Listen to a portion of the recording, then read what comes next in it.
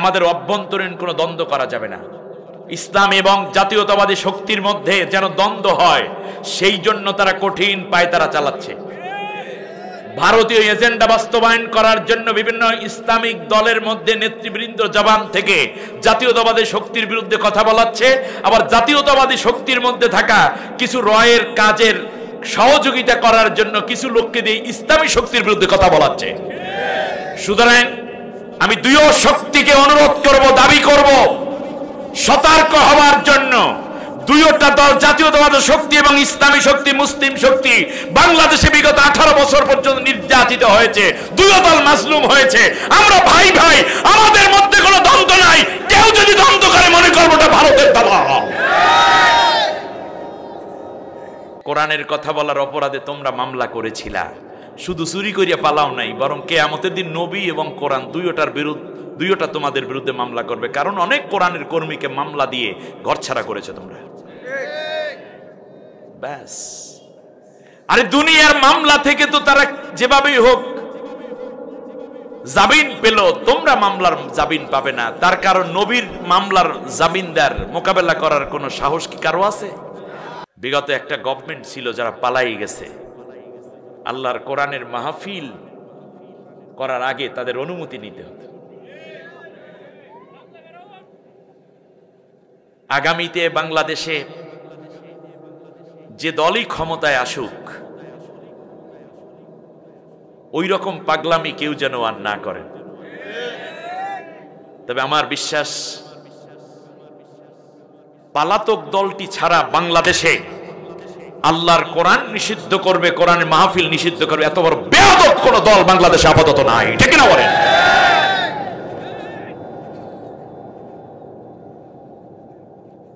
আহা,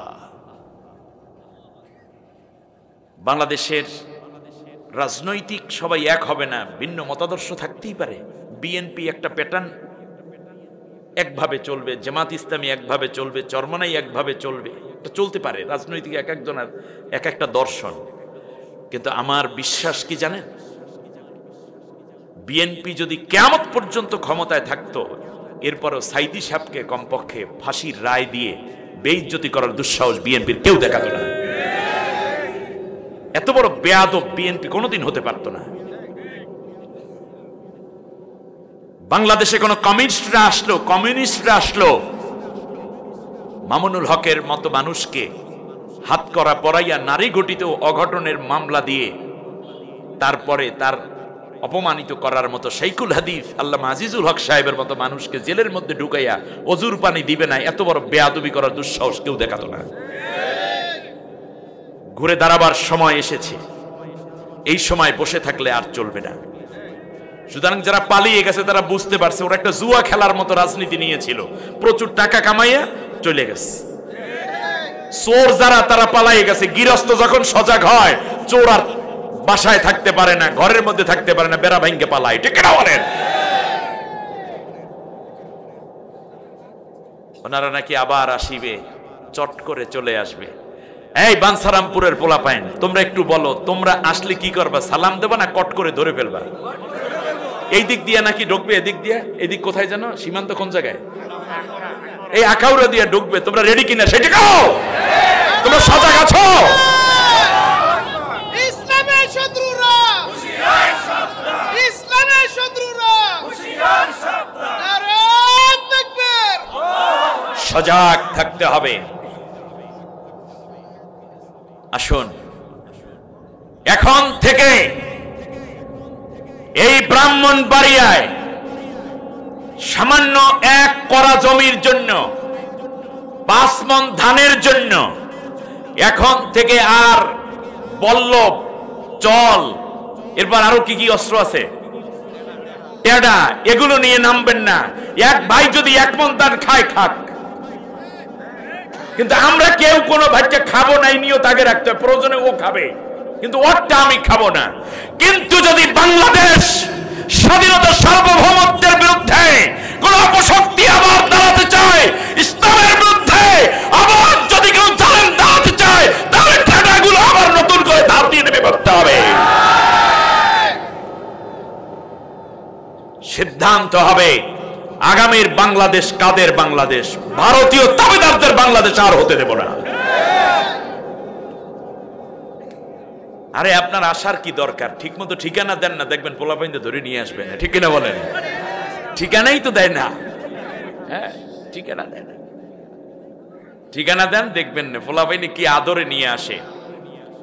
তার কারণ আজও পর্যন্ত ৩,২৩৮ জন ছাত্রছাত্রীর জীবন, গতকালকেও একজন সহ ৩,২৩৮ জন আমার দেশের তরুণ তাজা যুবক, যারা আগামী দিনের বাংলাদেশ বিল্ড আপ করত, যারা আগামী দিনের স্বপ্ন নিয়ে ইউনিভার্সিটি কলেজগুলোতে ভর্তি হয়েছিল, শিশু সহ সর্বমোট প্রায় এই ৩,২৩৮টা জীবনের রায়, এবং এই জীবনের ক্ষতিপূরণ তোমাকে দিতে হবে। তোমার 14 গোষ্ঠী যদি বাংলাদেশে কাউকে পায়, তাহলে অবশ্যই তার ক্ষতিপূরণ আদায় করা হবে। এত সহজ। এ জমিন কি ওরা বুঝতেই পারে নাই। এ জমিন তারা ব্যবসায়ের একটা ক্ষেত্রে পরিণত করেছিল। জুয়া খেলা খেলছে, লটারি পাইছে, হাজার হাজার কোটি টাকা, ৩.৫ লক্ষ কোটি টাকা। চিন্তা করতে পারেন, শুধু বিদেশ থেকে পাচার হয়েছে। তোমরা আসবে, আমরা অপেক্ষায় আছি, কিন্তু আমাদের অভ্যন্তরীণ কোনো দ্বন্দ্ব করা যাবে না। ইসলাম এবং জাতীয়তাবাদী শক্তির মধ্যে যেন দ্বন্দ্ব হয়, সেই জন্য তারা কঠিন পায়তারা চালাচ্ছে। ভারতীয় এজেন্ডা বাস্তবায়ন করার জন্য বিভিন্ন ইসলামিক দলের মধ্যে নেতৃবৃন্দ জবান থেকে জাতীয়তাবাদী শক্তির বিরুদ্ধে কথা বলাচ্ছে, আবার জাতীয়তাবাদী শক্তির মধ্যে থাকা কিছু রয়ের কাজের সহযোগিতা করার জন্য কিছু লোককে দিয়ে ইসলামী শক্তির বিরুদ্ধে কথা বলাচ্ছে। সুতরাং আমি দুই শক্তিকে অনুরোধ করব, দাবি করব সতর্ক হওয়ার জন্য। দুইটা দল, জাতীয়তাবাদী শক্তি এবং ইসলামী শক্তি, মুসলিম শক্তি, বাংলাদেশে বিগত 18 বছর পর্যন্ত নির্যাতিত হয়েছে, দুই দল মাজলুম হয়েছে। আমরা ভাই ভাই, আমাদের মধ্যে কোনো দ্বন্দ্ব নাই। কেউ যদি দ্বন্দ্ব করে, মনে করবো এটা ভারতের দালাল। আমাদের অভ্যন্তরীণ খবরগুলোকে সুন্দর করে ঠান্ডা মাথায় সচেতনতার সাথে মোকাবেলা করতে হবে। আফসুস করে বলবে, আল্লাহ একটা বারের জন্য যদি দুনিয়ায় পাঠাও, কোরআনের কথা বলবো। আল্লাহ তোর কাছে একটা দাবি করি। আল্লাহ তাআলা বলেন, কিচ্ছু করার নাই, যাও। তখন নবীর মামলা পাওয়ার পর আল্লাহ তাআলা বলবেন, তোর আমল বাদ, মাপবো না, যা জাহান্নামে। সাথে সাথে কোরআন এসে বলবে, ইয়া রাব্বাল আলামিন ইন্না আবদাকা হাদা ইত্তাখাযানি মাহজুরা ফাকদি বাইনি ওয়া বাইনাহু। আল্লাহ, এ হলো তোমার সেই বান্দা, এই তোমার সেই পুরুষ বান্দা আর নারী বান্দি যে দুনিয়ার বুকে আমারে পড়ে নাই, আমাকে ধরে নাই। এর বিরুদ্ধে আমি একটা মামলা করলাম, ফাকদি বাইনি ওয়া বাইনাহু, তার এবং আমার মাঝে আজকে তুমি বিচার করে দাও। কোরআনও মামলা করবে, ঠিক না? কোরআনের কথা বলার অপরাধে তোমরা মামলা করেছিলা, শুধু চুরি করিয়া পালাও নাই, বরং কিয়ামতের দিন নবী এবং কোরআন দুইটা তোমাদের বিরুদ্ধে মামলা করবে। কারণ অনেক কোরআনের কর্মীকে মামলা দিয়ে ঘরছাড়া করেছে তোমরা। ব্যাস। আরে দুনিয়ার মামলা থেকে তো তারা যেভাবেই হোক জামিন পেল, তোমরা মামলার জামিন পাবে না। তার কারণ নবীর মামলার জামিনদার মোকাবেলা করার কোনো সাহস কি কারো আছে? আল্লাহ তাআলা বলবেন, রায় দিয়ে দিলাম, আল্লাযীনা কাফারু ওয়া কাযযাবু বিআয়াতিনা উলাইকা আসহাবুন নারি হুম ফিহা খালিদুন। যাও, অনন্তকালের জন্য জাহান্নামে চলে যাও। ওয়ালা ইয়াদখুলুনাল জান্নাতা হাত্তা ইয়ালিজাল জামালু ফি সাম্মিল কিয়াত।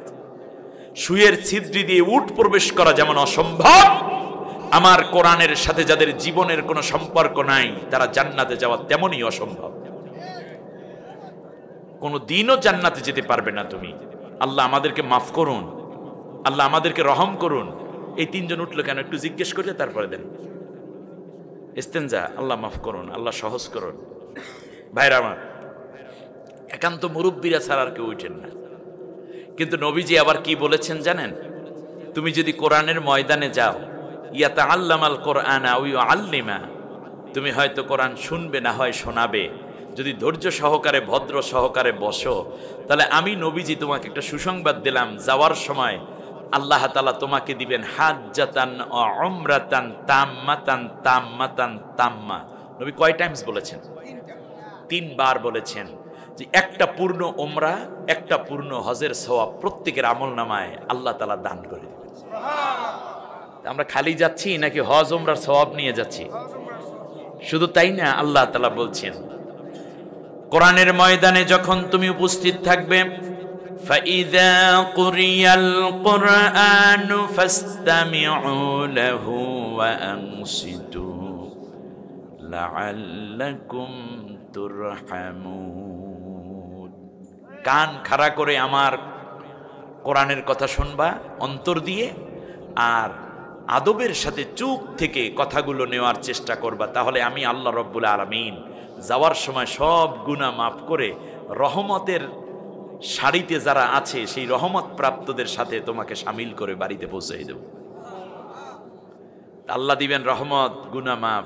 নবী বলছেন হজ উমরা, শয়তানকে এটা বরদাস্ত করতে পারে, এই জন্য রাস্তায় রাস্তায় ঘুরায়। অতএব আমার মনে হয় এরপরে আর কোনো ঔষধ আমার কাছে আপাতত দেওয়ার দরকার নেই। এই ঔষধে যাদের ধরবে না, মনে করতে হবে এটা চরম ক্যান্সার হয়ে গেছে, আর এটা মোটামুটি আর চলতো না। কারণ আল্লাহ নিজেই বলেছেন খতামাল্লাহু আলা কুলুবিহিম ওয়া আলা সামিহিম ওয়া আলা আবসারিহিম গিশাওয়া ওয়া লাহুম আযাবুন আলীম। ওদের অন্তর শেষ, ওদের কান শেষ, ওদের চোখ শেষ, ওদেরকে আমি বানাই রাখছি জাহান্নামের জন্য। ওয়াজ করে কাজ হবে না। তবে আল্লাহ তাআলা আমাদেরকে যেন রহমত প্রাপ্তদের সাথে শামিল হওয়ার সুযোগ, তৌফিক এবং ধৈর্য দান করেন বলি আমিন। আলহামদুলিল্লাহ ওয়াহদা الذي نزل القرآن لهداية العالمين والصلاة والسلام على رسول الله من لا نبي بعده وعلى آله وأصحابه أجمعين. فقد قال الله تبارك وتعالى في شان حبيبه آمرا ومخبرا أعوذ بالله من الشيطان الرجيم. সবাই পড়েন বিসমিল্লাহির রাহমানির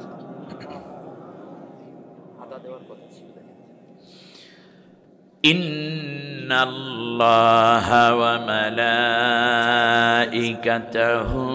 ইউসাল্লুনা আলান নাবিয়্যি ইয়া আইয়ুহাল্লাযীনা আমানু সাল্লু আলাইহি ওয়া সাল্লিমু তাসলিমা।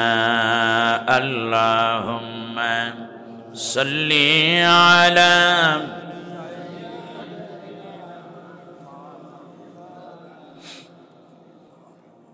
ওয়া আলা আলি সাইয়্যিদিনা মাওলানা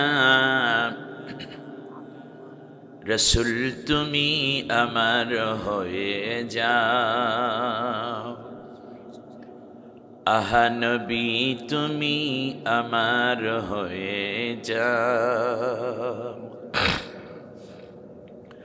আমি তোমার, তুমি আমার, তুমি আমার, আমি তোমার এমন কথা দাও নবী তুমি আমার হয়ে যাও।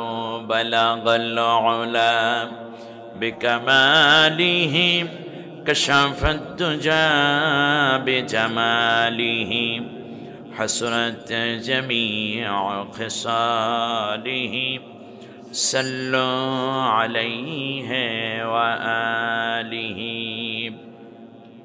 ব্রাহ্মণবাড়িয়া বাংলাদেশের বীরত্বগাথা এক জনপদের নাম। স্বাধীনতা আন্দোলনে জনপদের পূর্বপুরুষরা রেখেছিলেন ঐতিহ্যগত ভূমিকা, স্বাধীনতার পরে বাংলাদেশে আল্লাহর দ্বীন প্রতিষ্ঠার আন্দোলনেও তাদের রয়েছে অগ্রণী ঐতিহাসিক উজ্জ্বল ইতিহাস। বাঞ্ছারামপুরের তেজখালী বিলপাড়া জামে মসজিদ মহল্লাবাসীর উদ্যোগে আয়োজিত বার্ষিক তাফসীরুল কোরআন মাহফিল সমাপনী অধিবেশন, সম্মানিত সভাপতি বিশিষ্ট ব্যবসায়ী এলাকারই কৃতি সন্তান জনাব আলহাজ মোহাম্মদ শামসুল হক সাহেব, সহসভাপতি মৌলভী মোহাম্মদ নুরুল ইসলাম সাহেব, আল্লাহ তাআলা দুইজনকে কোরআনের খাদেম হিসেবে কবুল করে নিন। আয়োজিত এই মাহফিলের সম্মানিত প্রধান অতিথি জনাব বদিউল আলম জন্টু, প্রধান মেহমান জনাব আব্দুর রাজ্জাক শিশু সহ সম্মানিত উলামায়ে কেরাম, মুরব্বিয়ানে আযম, বিশেষ করে আমার আগে চমৎকার কথা বলেছেন জনাব হযরত মাওলানা আলী আনসারী সাহেব, হযরত আলী আনসারী সাহেব, খতিব বালুঘাট জামে মসজিদ ডেমরা ঢাকা। কথা বলেছেন হযরত মাওলানা মুফতি আলী আজমি হাফিজাহুল্লাহ। কথা বলেছেন মুফতি এম ইসমাইল হোসাইন সাহেব সহ অনেকে। সম্মানিত বিশেষ অতিথিবৃন্দ, অনেকের নাম কিন্তু আমি তো এত নাম তিলাওয়াত করলে সময় হয়ে যাবে। আল্লাহ তাআলা সকলের মেহমানদারিত্ব কবুল করুন। আর আমি আসলে ব্রাহ্মণবাড়িয়ায় প্রোগ্রাম আমি কম করেছি, বাঞ্ছারামপুর আমি আসিই নেই, খুব সম্ভব এটা আমার ডায়েরিতে আছে কিনা কত বছর আগে। তো সব মিলিয়ে আপনারা মেহমান পরায়ণ বেশি, আলেম ওলামাদেরকে খুব মহব্বত করেন। বিশেষ করে আমার ভাই, কি নাম যেন, মাজিদুল ইসলাম ভাই, অত্যন্ত ভদ্র মানুষ এবং ইসলামী আন্দোলনের অকুতোভয় একজন সিপাহসালার। মেহমানকে কিভাবে ভালোবাসতে হয় আমি তো আপনাদের সামনে বলবো না, এটা অন্য মাহফিলে গিয়ে বলবো। যে দেখতে চাও তাহলে ব্রাহ্মণবাড়ি আমার সাথে চলো। মানে ইতিমধ্যে যতটুকু বুঝতে পেরেছি, আল্লাহ তাআলা আপনাদেরকে সম্মানিত করুন। কারণ নবীজি বলেছেন, মান কানা ইউমিনু বিল্লাহি ওয়াল ইয়াউমিল আখির, যে ব্যক্তি আল্লাহ তাআলাকে ভালোবাসেন, আল্লাহর উপরে ঈমান আনে এবং পরকালের উপরে যাদের ঈমান আছে, তারা যেন তাদের মেহমান এবং প্রতিবেশীকে সম্মান করে। সুবহানাল্লাহ। মেহমান আপনার বাড়িতে রহমত নিয়ে আসে।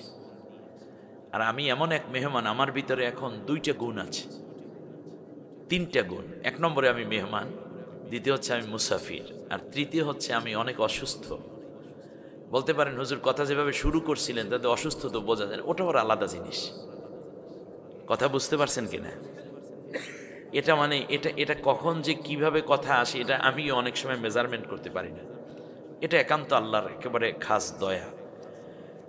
তো অনেক কথা বলতে পারবো বলে আমার বিশ্বাস হয় না। মঞ্চে অনেক এলাকারই অনেক দায়িত্বশীল বৃন্দ রয়েছেন, বিভিন্ন দল, রাজনৈতিক দল এবং স্থানীয় ইসলাম এবং ইসলামী নেতৃত্ব যারা দিচ্ছেন। আমার বাম পাশে অনেক বদৃষ্ট মুরব্বীরা রয়েছেন, ভাইয়েরা রয়েছেন। সামনে উপবিষ্ট আমার প্রাণপ্রিয় শ্রোতামণ্ডলী, পিতৃতুল্য সম্মানিত মুরব্বী বাবাজিরা যারা আছেন রয়েছেন, হ্যাঁ, যুবক ভাইয়েরা, ছাত্র বন্ধুরা, পর্দার আড়ালে রয়েছেন আমার সম্মানিতা মা বোন, অন্য ধর্মের ভাই বোন যারা আছেন। ব্রাহ্মণবাড়ি অনেক অমুসলিমরা বসবাস করেন, ঠিক না? মাহফিলে তারা কি আসে? মাহফিলে আসবেন তারা এবং কথা শুনবেন। এই অধিকারটা আমি দেই নাই, আল্লাহ কোরআনে দিয়েছেন। সুবহানাল্লাহ। আল্লাহ রাব্বুল আলামিন অমুসলিমরা কোরআন শুনবে এই ব্যাপারে আয়াত নাজিল করেছেন। সুবহানাল্লাহ বলবেন না? আল্লাহ রাব্বুল আলামিন বলেন, ওয়া ইন আহাদুম মিনাল মুশরিকিনা ইস্তিজারাকা ফাআজিরহু হাত্তা ইয়াসমা'a কালামাল্লাহ সুম্মা আবলিগহু মা'মানাহ। কি চমৎকার মেসেজ আল্লাহ দিচ্ছেন যে যদি কোনো মুশরিক, অর্থাৎ যারা মূর্তি পূজা করে, দেবদেবীর পূজা করে, চন্দ্র সূর্যের পূজা করে, আল্লাহ ব্যতীত অন্য কোনো বেদির পূজা করে, মূর্তি ভাস্কর্যের পূজারী যারা, তারাও যদি তোমার কাছে কোরআন শুনতে চায় হে নবী, উপযুক্ত পরিবেশ দিয়ে তুমি তাদেরকে কোরআন শোনার ব্যবস্থা করে দিও। ফাজিরহু হাত্তা ইয়াসমা কালাম আল্লাহ।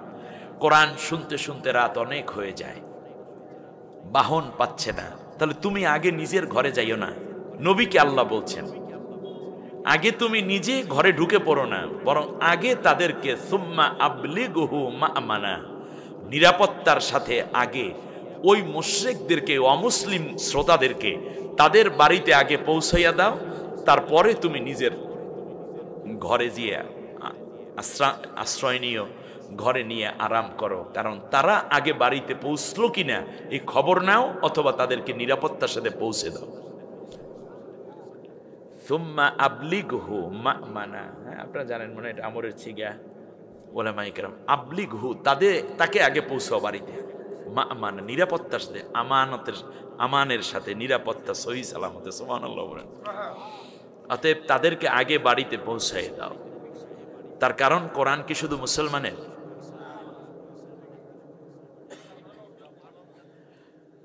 আল্লাহ রাব্বুল আলামিন বলেন আলিফ লাম রা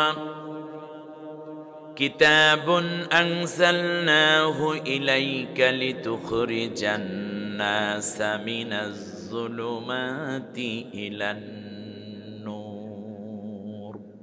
হে রাসূল, আমি কোরআন নাজিল করেছি এজন্য যাতে সমস্ত মানব জাতিকে তুমি অন্ধকার থেকে আলোর দিকে নিয়ে আসতে পারো। সুবহানাল্লাহ।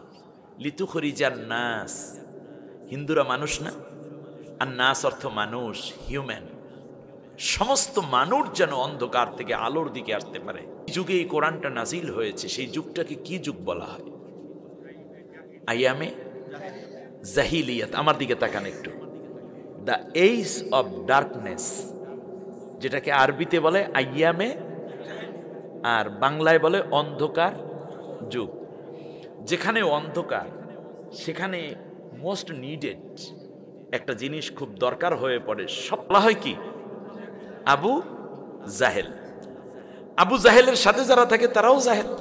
তারা মিলে কি করে? একটা অন্ধকার তৈরি করে। সেটা অর্থনীতির অন্ধকার, রাজনীতির অন্ধকার, সমাজনীতির অন্ধকার, নৈতিকতার অন্ধকার, শিক্ষার নামে কুশিক্ষার অন্ধকার, সংস্কৃতির নামে নগ্নতার অন্ধকার, উন্মাদনার নামে মাদক দ্রব্যের অন্ধকার, ক্ষমতা দখলের নামে অবৈধ অস্ত্রের অন্ধকার এক যুগ গলি, স্বাধীনতার নামে, দৈহিক স্বাধীনতার নামে ছেলে মেয়েদের অবাধ মেলামেশা, দখলদারিত্ব, ক্ষমতার নামে অন্যের সম্পদ লুণ্ঠন, এগুলো সবই জাহিলিয়াতের মধ্যে পড়ে। ঠিক না বলেন?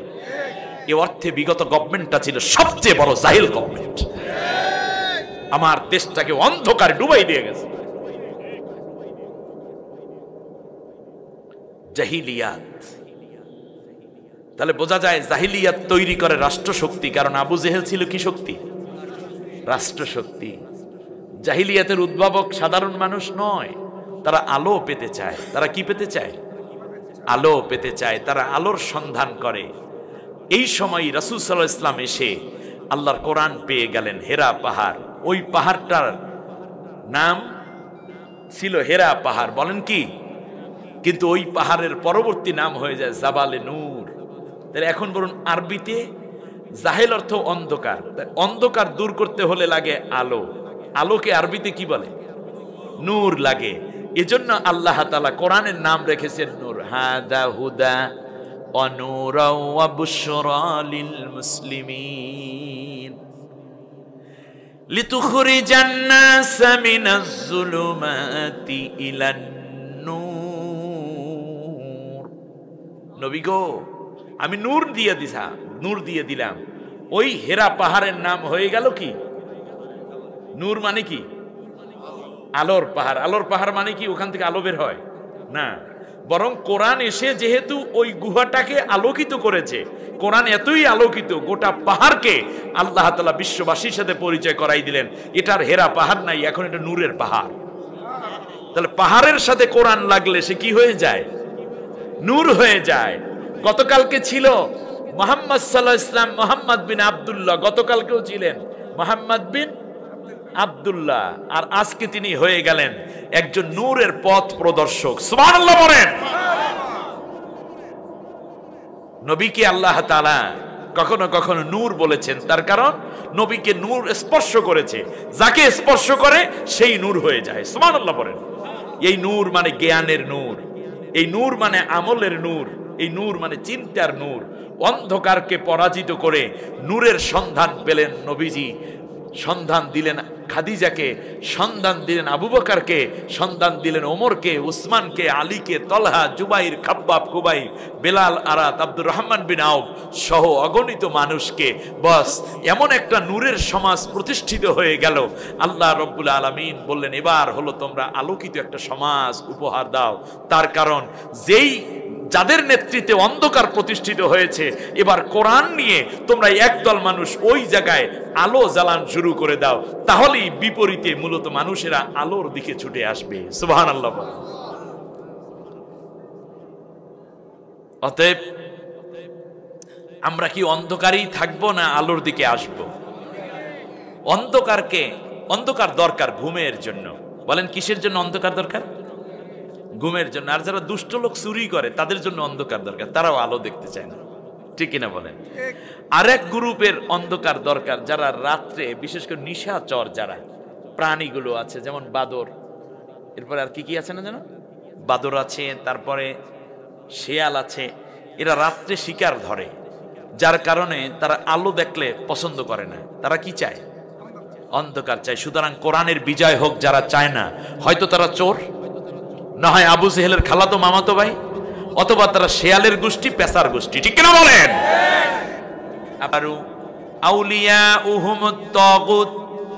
আর যারা কাফের তাদের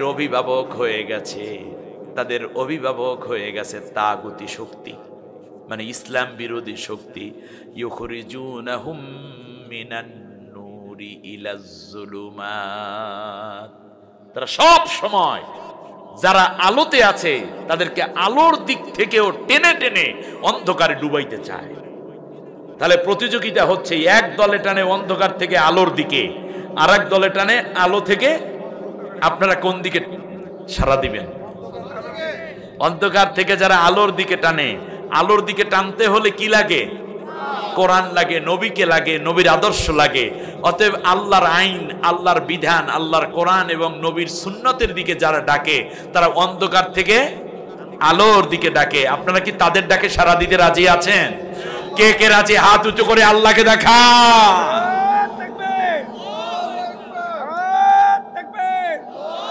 আল্লাহ তুমি কবুল করো, বলেন আমিন। এখন দেখেন এই যে স্লোগান, আল কোরআনের কথা বুঝছেন? মূর্তির আলো আছে? কথা বলেন না জোর। মূর্তির কোনো আলো আছে? নাই। সেকুলারিজমের কোনো আলো আছে? দারুণ নিরপেক্ষ মতবাদীদের কাছে কোনো আলো আছে? সমাজতান্ত্রিক বাম লেফটিস্টদের কাছে কোনো আলো আছে? নাই। তারা বলেও না আমরা আলোর দিকে ডাকি। তারা বলে আসো, তুমি যে অন্ধকারে আছো আরো অন্ধকারে ডুবাবো।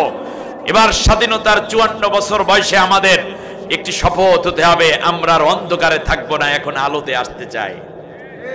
গান, এই যে অনেকে গানে, আমি যে আধারে বন্ধিনী, আমাকে আলোতে তুলে নাও। আলোতে আসবেন কেমনে আপনি? আপনি তো অন্ধকারে পড়ে আছেন। সুতরাং আলোর মোহনায় আসতে হলে আপনাকে কোরআনের সাথে আসতে হবে, কোরআনের পথে আসতে হবে। যারা কোরআনের পথে আসবে তাদেরকে আল্লাহ তাআলা আলোর পথ দেখাইয়ে দেন। সুবহানাল্লাহ। অতএব আমরা এখন থেকে আলোকিত মানুষ হতে চাই। বলেন কি মানুষ? আজকে দেখেন ডক্টর ইউনূস বাংলাদেশের প্রধান উপদেষ্টা, খুব মেধাবী মানুষ, বিশ্বের যদি বলি 1 নম্বর সেলিব্রিটি। ভারতে তো গাও জ্বলবি, কারণ তাদের প্রধানমন্ত্রী হচ্ছে চা বিক্রেতা। আর আমার দেশের প্রধান উপদেষ্টা শান্তিতে নোবেল পুরস্কার প্রাপ্ত একজন পিএইচডি হোল্ডার ডক্টর ইউনূস। আমাদের প্রাউড হয়, ঠিক না বলেন?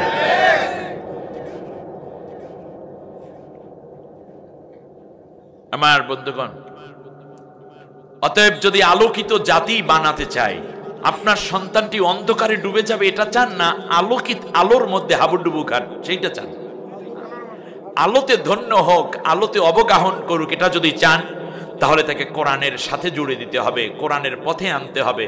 আমি বলছি না তাকে হাফেজ বানাতে হবে, মুফাসসির বানাতে হবে, এটা আপনি চাইলে পারবেন করতে যদি তার তাকদীরে থাকে। কিন্তু কমপক্ষে আল্লাহর কোরআন আছে যেখানে, আমরা সেখানে। কোরআনের বাইরে আমাদের যাওয়ার ন্যূনতম সুযোগ নাই, কোরআনের বাইরে কোনো আলো নাই। আল্লাহ যেন এই আলোতে আমাদেরকে ডুবে থাকার তৌফিক দান করেন। আমার সাথে পড়েন, আউযু বিল্লাহি মিনাশ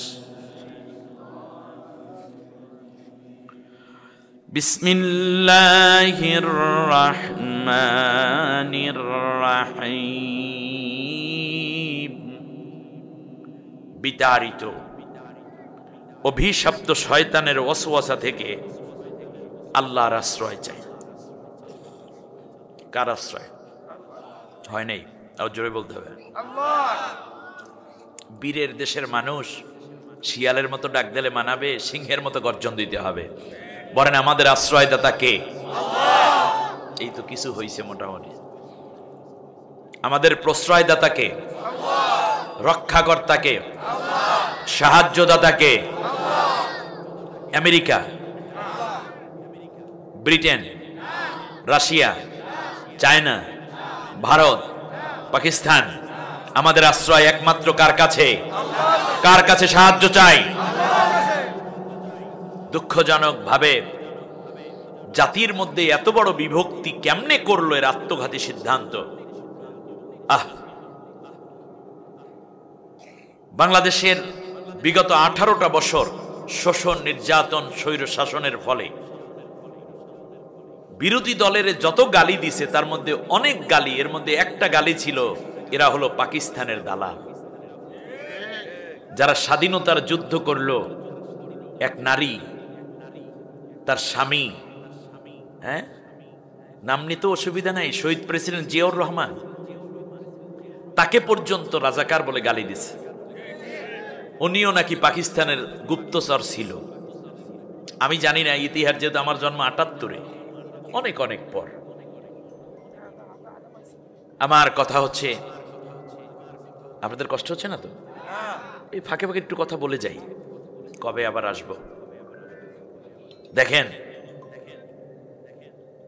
18 বছরে মিথ্যা মামলা দিচ্ছে। এখানে অনেকে মামলা খাইছেন, আছেন না? মিথ্যা মামলা, ব্যবসা নিয়ে হয়রানি, চাঁদাবাজি, অপহরণ করছে না? করছে। গাইবী মামলা, বেনামি মামলা, অজ্ঞাত মামলা। ওরে মাবুদ, মামলা বিবি যে উনি গর্ব ভরা, খালি মামলা, তার খালি প্রসব করতো মামলা। এক পর্যায়ে রিমান্ড, শেষ পর্যন্ত আয়নাঘর, জেল, চূড়ান্ত পর্যায়ে ফাঁসিও দিয়েছে। বলেন বিএনপি, জামাত এবং হেফাজত চরমনাই, যাদের কি পাকিস্তানের দালাল বলা হতো, এত অত্যাচার সইছে, কমপক্ষে তো পাকিস্তান চলে যাওয়ার কথা। যদি পাকিস্তানের দালাল হইতো সেই দেশে পালাইতো না? তাহলে বোঝা যায় বিগত 18 বছরে বাংলাদেশের এই রাজনৈতিক দলগুলোর কেউ কি পাকিস্তান পালাই গেছে? তাহলে বোঝা যায় বাংলাদেশে পাকিস্তানের কোনো দালাল নাই, কিন্তু বাংলাদেশে ভারতের দালাল আছে। কি বলেন, আছে না নাই? বুঝলেন কেমনে? একেবারে বিনা অঙ্কে হিসাব মিলতেছে। এজন্য ক্যালকুলেটর ধরারই দরকার নেই। একটা ছোট্ট বাচ্চাও বলবে যে যেই দেশের দালাল সেই দেশে গিয়ে আশ্রয় নিয়েছে, আর ওই দালালি এখানে করতে বললো, দাদারা তাকে আশ্রয় দিয়েছে। তাহলে এই টোটাল জাতিটাকে একটি দালাল জাতিতে পরিণত করার যেই মিশন নিয়ে নেমেছিল, সেইটা ওনাদের দ্বারা বাস্তবায়ন করাতে পারে নাই বিধায় এখন তাদের গাত্রদাহ শুরু হয়ে গেছে। অতএব দালাল পালাইয়ে গেছে, ঠিক না বলেন? দালালি যারা করবা তারা চলে যাও, বাংলাদেশের দালালদের জায়গা নাই। আমি সোজা একটা ছোট্ট কথা বলে যাই। প্রথম আসলাম তো এলাকায়, বেশি গরম করা যাইবে না। সেটা হচ্ছে, হজ করতে যারা গেছেন, জামারাত থেকে, মুজদালেফা থেকে পাথর লইছিলেন না? শয়তানের গায়ে পাথর মারতে হাজি সাহেব লইছেন, বোতল ভরিয়া, ঠিক আছে না? বেশ। এরপরে ফজরের আজান দেওয়ার পর নামাজটারে পইরেই সকাল সকাল রওনা কোথায়? শয়তানের গায়ে পাথর মারতে, জামারাতে। রাইট, জামারাতে যাইয়ে প্রথম দিন কোনডারে মারছেন? বড়ডারে। বড়ডারে কয়টা? 7টা মাইরিয়া এরপরে তাবুতে চলে গেছেন। এইদিকে কোরবানি হয়ে গেছে। তখন আমরা কি করছি? মাথার চুল কামাইয়া এহরাম খুইরা ফেলাইছি, ফ্রি হয়ে গেছি। তা প্রথম মারে কোনডারে? বড়ডারে। পরের দিন সকালবেলা যখন আসছেন সূর্য উদয়ের পরে, তখন মারছেন প্রথম কোনডারে? ছোটডারে, তারপরে মাজ্জাডারে, তারপরে বড়ডারে। মনে রাখবেন, এই প্রথমে বড়ডারে মারছে। প্রথম বড় যেইগুলো আছে ওই দরবেশ টরবেশ টাইপের, আপনাদের এলাকার আনিসুল হক টক যা আছে, বোঝেন নাই কথা? দূর কথা, বোঝে না। এই বড়গুলারে প্রথমে মারিয়া আমরা কোরবান করেছি। আমাদের প্রায় 3000-এর অধিক ছেলেকে আমরা কোরবান করেছি আল্লাহর রাস্তায়। এখন একটু হালাল হইছি, এখন একটু রিল্যাক্সে কথা বলি, বাজার ঘাটে যাই, বিয়ে শাদী হইতে আছে, কি সুন্দর মুখে হাসি, কোনো চাপ নাই, পেরেশান নাই। এর অর্থ এই না যে আমরা পরের দিন আবার যাইয়া ছোট্টা হইতে মারবো না। কথা বোঝেন নাই? দ্বিতীয় ধাপে আসবে এলাকার ওই সিঙ্গারা খাওয়া যেইগুলাই দাঁড়াইয়া দাঁড়াইয়া উল্টো পাল্টা কথা বলেন এখন হইতে, এদের লিস্টই হইতে আছে, লিস্ট হইতে আছে। সিঙ্গারা খায় আর স্বপ্নে থেকে ববু আইবে, ববু আইবে, আইবে, আইবে। তুমি রেডি হও, তার কারণ তোমার নাম লিস্টিতে উঠে গেছে। পরের মাঠে ছোট্টা হইতে বড় পর্যন্ত যাইবে, ঠিক না? বুঝলে গেছ? কম যন্ত্রণায় পালাইছি পুরো সহ। তোমরা এটা বোঝো না কেন? তোমাদের জন্য ভালো একটা নসিহত করে গেলাম, চেতাচেতি কম করবা। এই জন্য একেবারে ঠান্ডা মাথায় মিলেমিশে থাকতে পারলে আলহামদুলিল্লাহ, না হইলে ওই দাদার দেশে চলে যাও।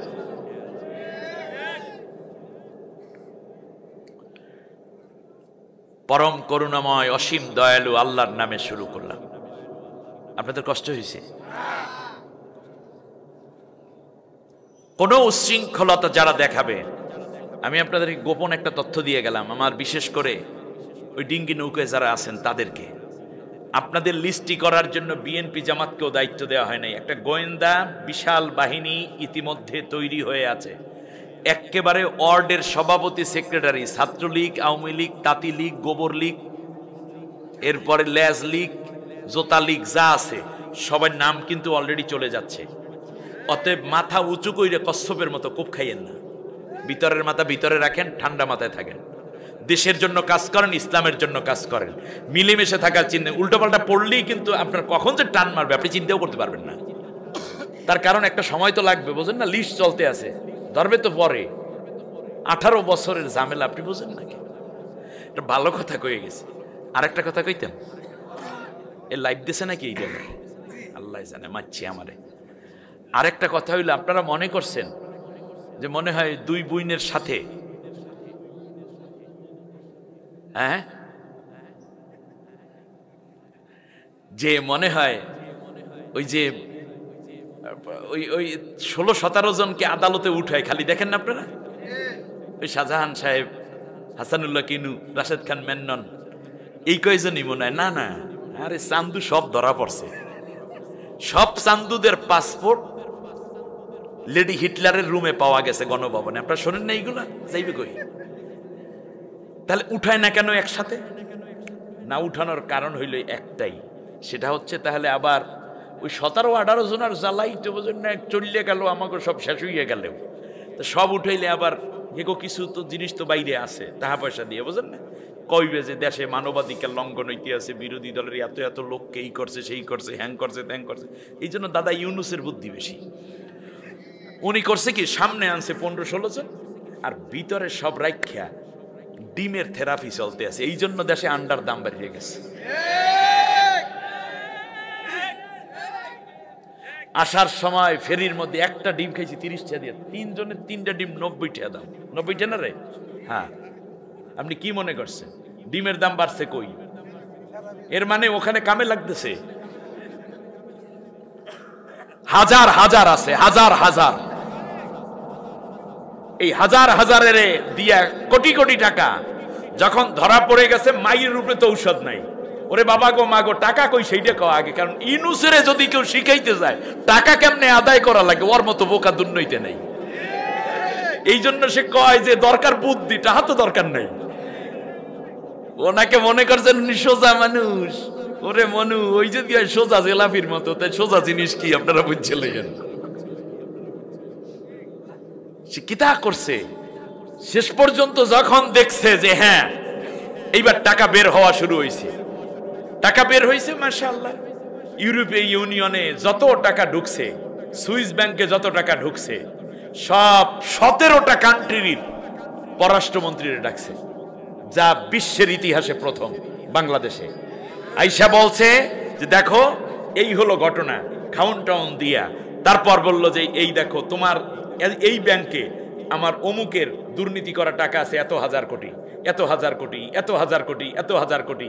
এই টাকা সব আমার ফেরত দিতে হবে। বস আপনি কইলে কিচ্ছু করার নাই, যা দরকার সব কইরে দিয়ে দেব। ওরা কি ওদের টাকা দেবে?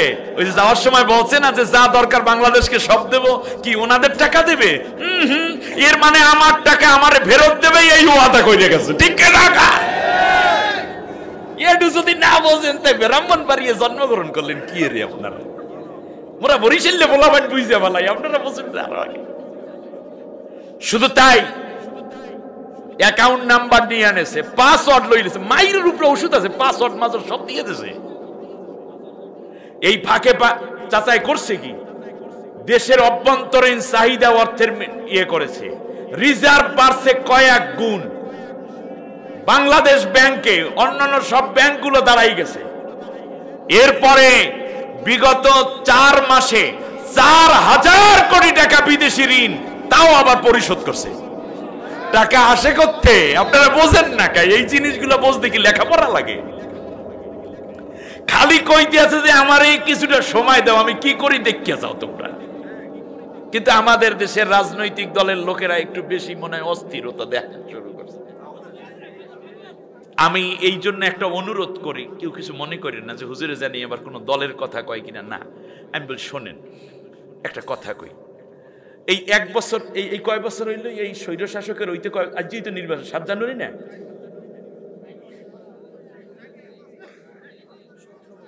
না না না, এই গত নির্বাচন থেকে, গত বছর নির্বাচন হয়েছিল না?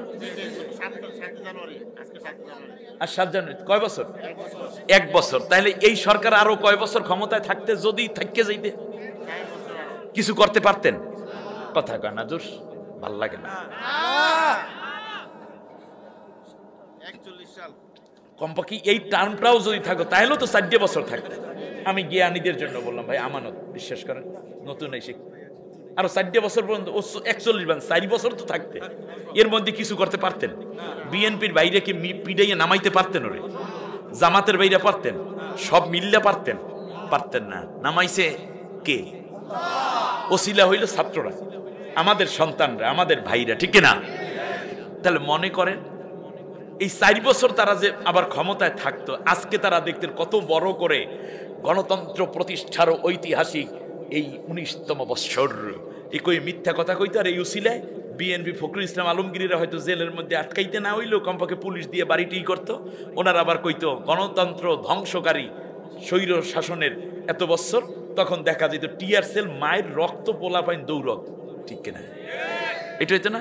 জামাত একটা মিছিল করতো, মায়ের খেতে 10-12 জনে, 50 জন গ্রেপ্তার, রাইতে গ্রেপ্তার কইরা শেষকালে কুডোর মধ্যে পালান। কথা কয় বিভিন্ন হল থেকে আর ওই ইয়ের থেকে, ম্যাচ থেকে পোলাপাইন ধইরা পিটি দিত আর কইতো যে অমুক জায়গায় জঙ্গি, ঠিক না? জঙ্গি আস্তানা বলতো না? এরপরে কি কইতো? নাশকতার মামলা। এরপর দিত গাইবি মামলা। শান্তিতে থাকতে পারতেন? পারতেন না। ভাইরা একটা কথা কইতাম, জানি না, আমি ইউনূসের পক্ষেও না, বিএনপিও না, জামাতের পক্ষেও না, আমি একটা মানবতার পক্ষে কথা কই। কিন্তু ওই যন্ত্রণাটা এখন আর আছে? বরং যন্ত্রণাই শেষ হয়ে গেছে, ঠিক কিনা? এখন যন্ত্রণাই শেষ হয়ে গেছে। তাহলে এখন মনে করেন সরকারে আছে আওয়ামী লীগ, ক্ষমতায় আছে বিএনপি আর জামাত। সরকারে আছে কে? আওয়ামী লীগ আর ক্ষমতায় আছে কে? কেন ক্ষমতায় বললাম? কারণ ওসি চলে বিএনপির লোকের কথায়। কথাটা বোঝেন নাই মানে? ডিসি চলে কার কথায়?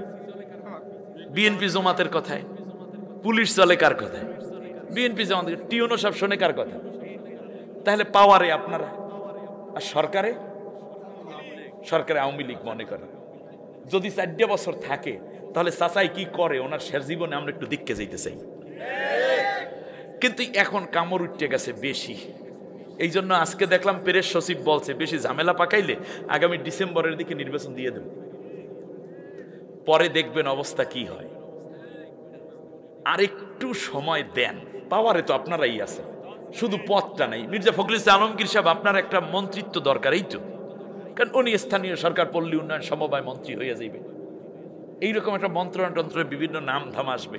আরে মিয়া কিছুই তো পাইতেন না, কমপক্ষে বাড়িতে তো ঘুমাইতে পারছেন। আপনার নেত্রী মুক্তি হয়েছে, ঠিক না? আপনার দলীয় অফিসটা খুলছেন, এখন কেউ হামলা করে না, বরং অন্যরে হামলা করার জন্য আপনি অর্ডার দিতে পারেন। এটা থেকে কম পাওয়া? আমি কিন্তু উপদেশ দিচ্ছি না, অর্থাৎ আমি আমার যেটা একজন নাগরিক হিসেবে আমি তো বলতে পারি নাকি। আমি মনে করি যতটুকু শান্তিতে আছে অনেক সময় শুয়ে থাকলে কিন্তু ভূতে গিলে, ঠিক আছে না? ওরা কিন্তু ওত পেতে বসে আছে কোন সুযোগে কি করবে, ঠিক আছে না? বিএনপির মধ্যে বা অন্যান্য দলের মধ্যে যে ঘাপটি মেরে কিছু সর বসে নাই, তা বুঝি কেমনে? অন্য দলে থাকতে পারে না? ওরা যদি ঐক্যবদ্ধভাবে কয় যে ঠিক আছে নিয়ে আসলাম, যা করার করিস, তখন তো একটা দ্বন্দ্ব বাজে যাবে। কোনো দরকার নেই, একটু সময় দেন, কমপক্ষে 1 বছর যা। কয় বছর? কথা কয় না, দূর বিনা মাইরে কয় বছর? 1 বছর যাইতে না, 4 মাস 5 মাস যাইতেই মনে হয় যেন মজ্জিনে ধরিয়ে ফেলাইছে।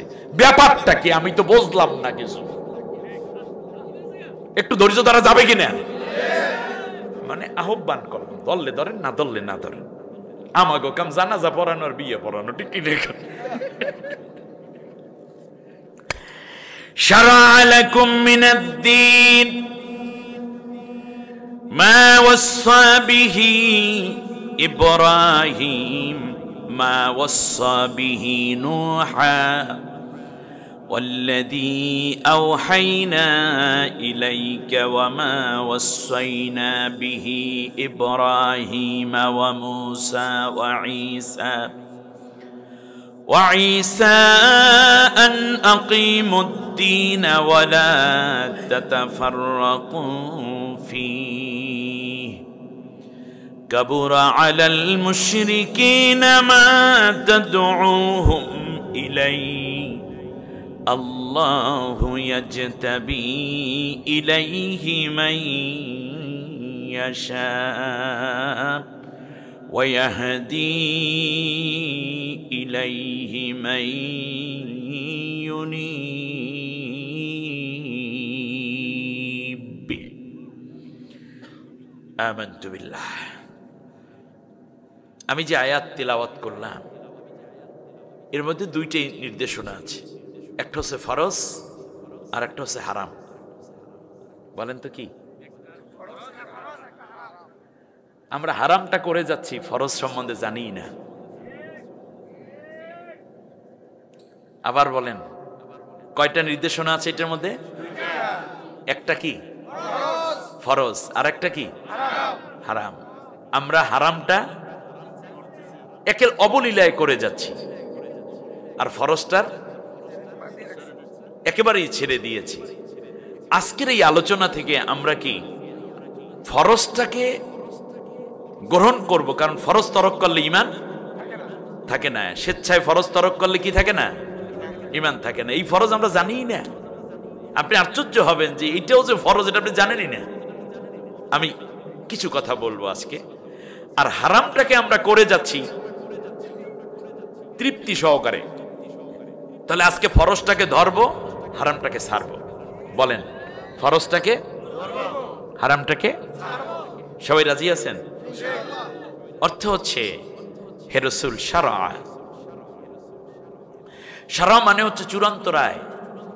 শারআ শব্দের অর্থ কি? চূড়ান্ত রায়। এই শারআ শব্দের কাছাকাছি শব্দ হচ্ছে ফতুয়া। বলেন কি? ফতুয়া। আপনাদের এলাকায় মুফতি সাহেবানগণ যারা আছেন, ব্রাহ্মণবাড়িতে তো অনেক বড় বড় মুফতি আল্লামা রয়েছেন। তারা যখন আপনারা কোনো বিপদে পড়েন তখন মুফতি সাহেব কি দেন? ফতুয়া দেন। সব মুফতির ফতুয়া কি একরকম হয়? তাহলে বোঝা যায় ফতুয়ার মধ্যে কিছুটা তাফরিক থাকতে পারে, এক একজন এক এক মত নিয়ে হইতে পারে। কিন্তু শরা শব্দের অর্থ হচ্ছে সব ফতুয়া এক জায়গায় করার পরে একটা রায়। আবার বলি, সব ফতুয়া এক জায়গায় করার পরে একটা মাত্র রায়, সেটাকে আরবিতে বলে শরা। ঠিক আরবিতে কি বলে? শরা।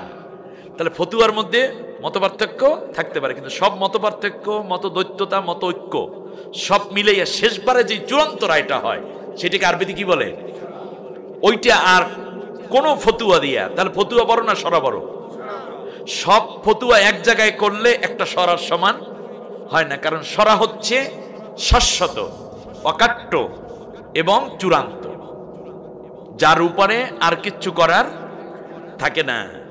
আপনি মামলা করেছেন এই যে ম্যাজিস্ট্রেট কোর্টে, আপনার মামলায় পরাজিত, আপনি চাইলে এটাকে আবার অ্যাপিল করতে পারবেন। কোথায়? না, জজ কোর্টেই যান, অসুবিধে কি? জজ কোর্ট থেকে আপনি যেতে পারবেন কোথায়?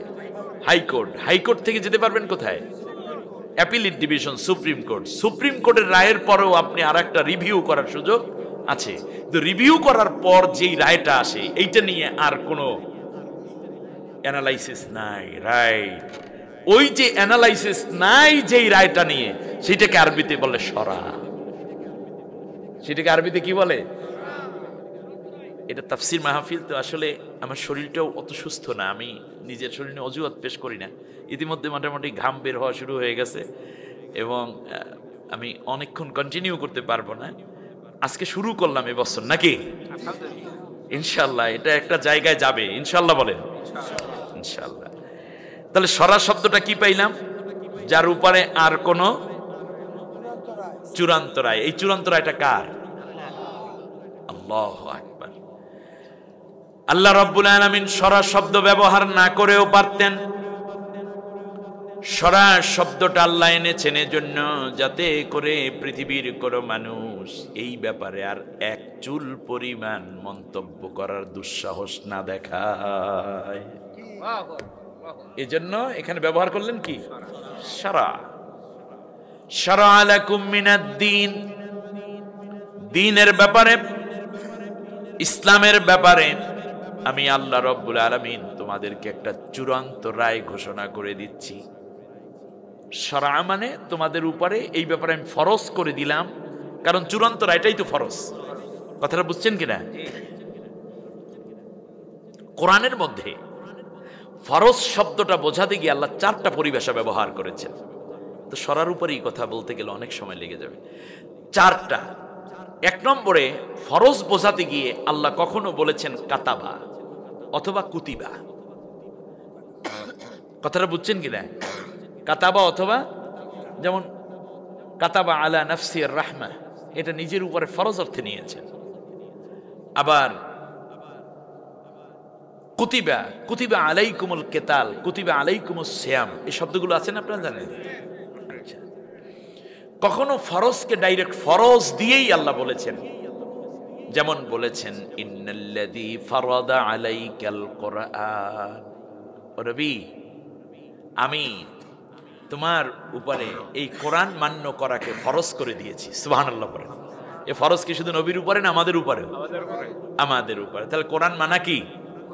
ফরজ। এটা কি আমার ওই কাতাবা দিয়ে নাকি ডাইরেক্ট ফরজ দিয়ে? তাহলে কাতাবা অথবা কুতিবা, এই দুইটা দিয়ে একটা, আরেকটা কি? ফরজ দিয়ে ডাইরেক্ট ফরজ। আরেকটা আল্লাহ রাব্বুল আলামিন বলেছেন আলাইকা অথবা আলাইকে অথবা আলাইকুম অথবা আলাইকা আলাইকুমা, এভাবে। কথাটা বুঝছেন কিনা? আলাইকা শব্দটা যখন আসবে তখনও মনে করবেন এটা কি? ফরজ অর্থে ব্যবহৃত হয়েছে। আর চতুর্থ হলো শারআ অথবা শুরিয়া।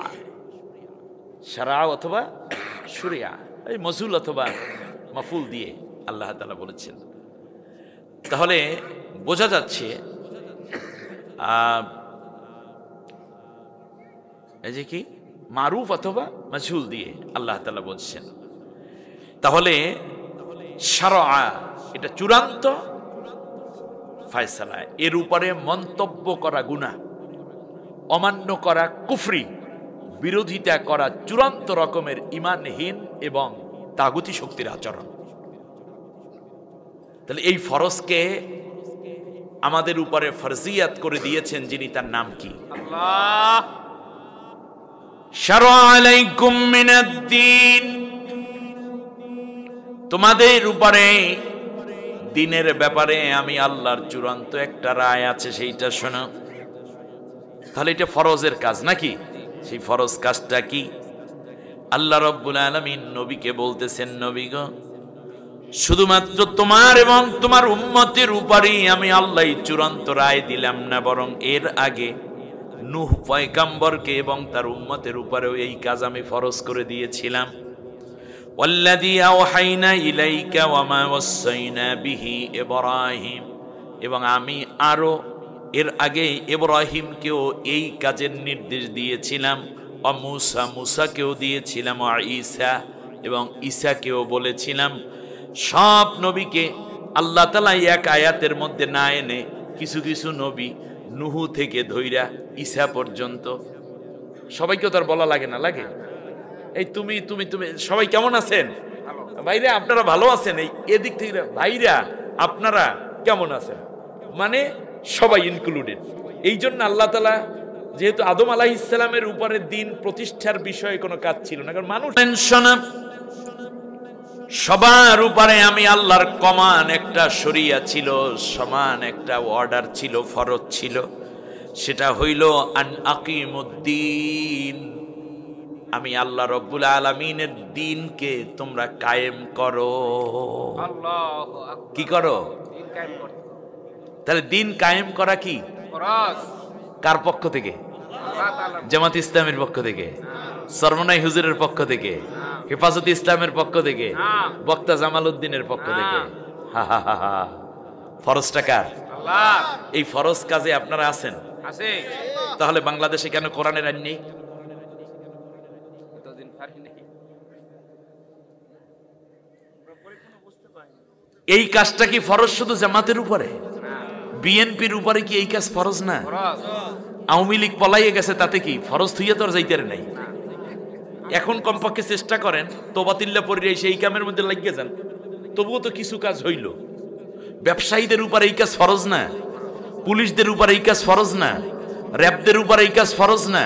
সেনাবাহিনীর উপর কি ফরজ না? এই ফরজটা কি কোন দলের নাকি আল্লাহর? অতএব আল্লাহর গোলাম যদি নিজেকে দাবি করেন, আল্লাহর উপরে ঈমানদার যদি দাবি করেন, নবীর উম্মত বলে যদি দাবি করেন, অতএব তাহলে আপনাকে এই ফরজ কাজে অংশ নিতেই হবে। এটার ওয়াজ লাগলো কেন? তো ফরজ। তাহলে এই কাজটি করা ইউনিভার্সিটির ছাত্রছাত্রীদের উপর ফরজ না?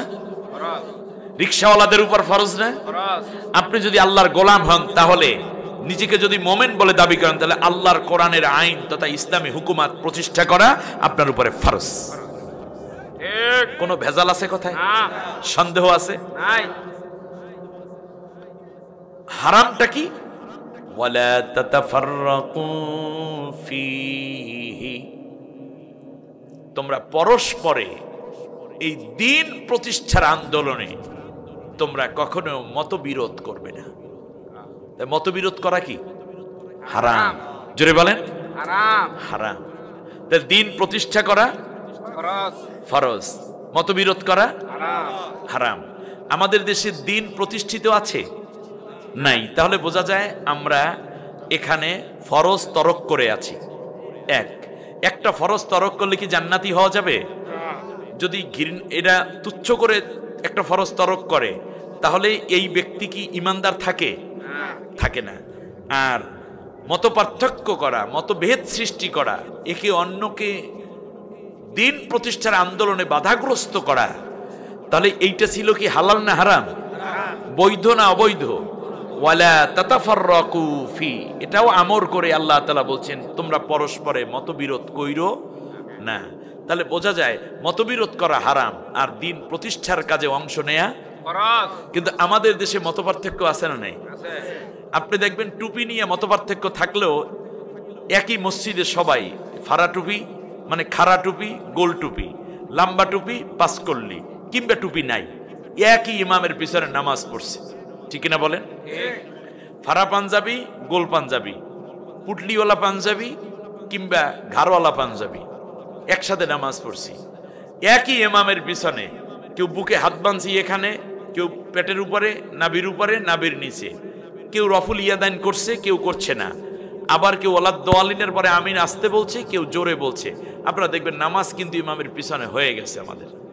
বিশেষ করে হজের সময় সব মাযহাব, লামাযহাব, আহলে হাদিস সবাই তো এক জায়গায় এক ইমামের পিছনে নামাজ পড়েছি, তাই না? ঠিক। তাহলে বোঝা যায় আমাদের নামাজের মধ্যে মতপার্থক্য থাকলেও আমরা ওইটা নিয়ে কিন্তু কোনো খোসাখুসি কইরা নামাজ ছাইরা দেই নেই। কিন্তু আমরা দিন প্রতিষ্ঠার আন্দোলন মতপার্থক্য করার কারণে ছেড়ে দিয়ে কেউ জাতীয়তাবাদ হয়েছি, ধর্মনিরপেক্ষ হয়েছি, সমাজতন্ত্র হয়েছি, আহলে হাদিস হয়েছি, মাতখালি হয়েছি, লামাজাবি হয়েছি, হানাফি হয়েছি, শাফি, মালিকি, হাম্বলি হয়েছি। কেউ আবার সিস্তিয়া, কাদরিয়া, মোহাম্মদিয়া, মোজাদ্দাদিয়া, নকশেবন্দিয়া এগুলো হয়েছি। এর মানে ভাগ করতে করতে বিভিন্ন মত হয়েছি, কিন্তু দিন কায়েমের ক্ষেত্রে আইসা ওইগুলো সব থাকার পরেও উচিত ছিল দিন কায়েমের ক্ষেত্রে মতপার্থক্য করবো না। কিন্তু দুঃখজনকভাবে যারা ধর্ম পালন করে কিংবা করে না, দিন প্রতিষ্ঠার ক্ষেত্রে সকলের ফতুয়া এক, দিন প্রতিষ্ঠার কাজে আমরা নাই। এর মানে হারামটাকে করে যাচ্ছি, ফরজটাকে তরক করেছি। আজকের শপথ হবে ফরজ শুরু করব, হারামকে লাল কাঠ দিয়ে মাঠের বাইরে ফেলাই দেবো। ঠিক না বলেন? ইনশাআল্লাহ, ইনশাআল্লাহ। আর 10 মিনিট কথা বলবো, এর বেশি মনে হয় পারবো না। আচ্ছা, সূরার নাম সূরা শুরা। সূরার নাম কি? সূরা। শুরা। শুরা শব্দের অর্থ, আচ্ছা বলেন তো দেখি, দিন কায়েম হয় কোথায়? সংসদে। এই জন্য আল্লাহ তাআলা দিন কায়েমের আয়াতটা সংসদের সূরার মধ্যে দিয়ে রাখছে। সুবহান। শুরা শব্দের অর্থ হলো সংসদ, জাতীয় সংসদ। জাতীয় সংসদকে আরবিতে কি বলে? সূরা। যেখানে আইন পাশ হয় সেই জায়গাটাকে বলা হয় আরবিতে কি?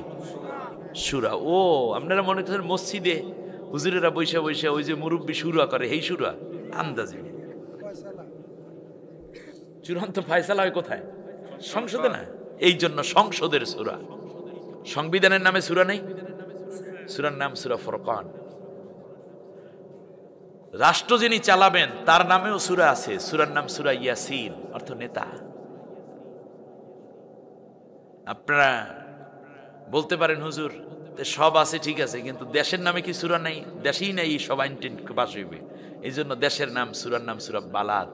বালাদ অর্থ কি? দেশ। দেশ থাকলে একটা রাজধানী লাগে না? রাজধানীর নামে আল্লাহ একটা সূরা নাজিল করেছেন, সূরার নাম সূরা সাবা। সুবহানাল্লাহ বলেন। সাবা অর্থ রাজধানী। সুবহানাল্লাহ পড়বেন না? সুবহানাল্লাহ। বলতে পারেন হুজুর দেশ চালাইতে তো আবার ই লাগে না, পুলিশ, র্যাব, গোয়েন্দা, ডিবিডিএস এদের নামে সূরা নাই? আছে না? মানে কি কয় না নাকি? সূরার নাম সূরা আহজাব। সূরার নাম কি? আহজাব। আহজাব। দেশের প্রচলিত সব বাহিনীকে বলা হয় আহজাব। এরা ইসলামী রাষ্ট্র হইলে এদের নামই হবে আহজাব। শুধু তাই না, বলতে পারেন হুজুর তাহলে না হয় বুঝলাম এইটা, তাহলে দেশের মধ্যে সরকারি দলই তো আছে, বিরোধী দল আছে কিনা? বিরোধী দল লাগবে না? আবার সংসদ চালাইতে বিরোধী দল লাগে না? হ্যাঁ, বিরোধী দল তো লাগবে। বিরোধী দলের নামে সূরা আছে একটা, সূরার নাম হচ্ছে মুজাদালা।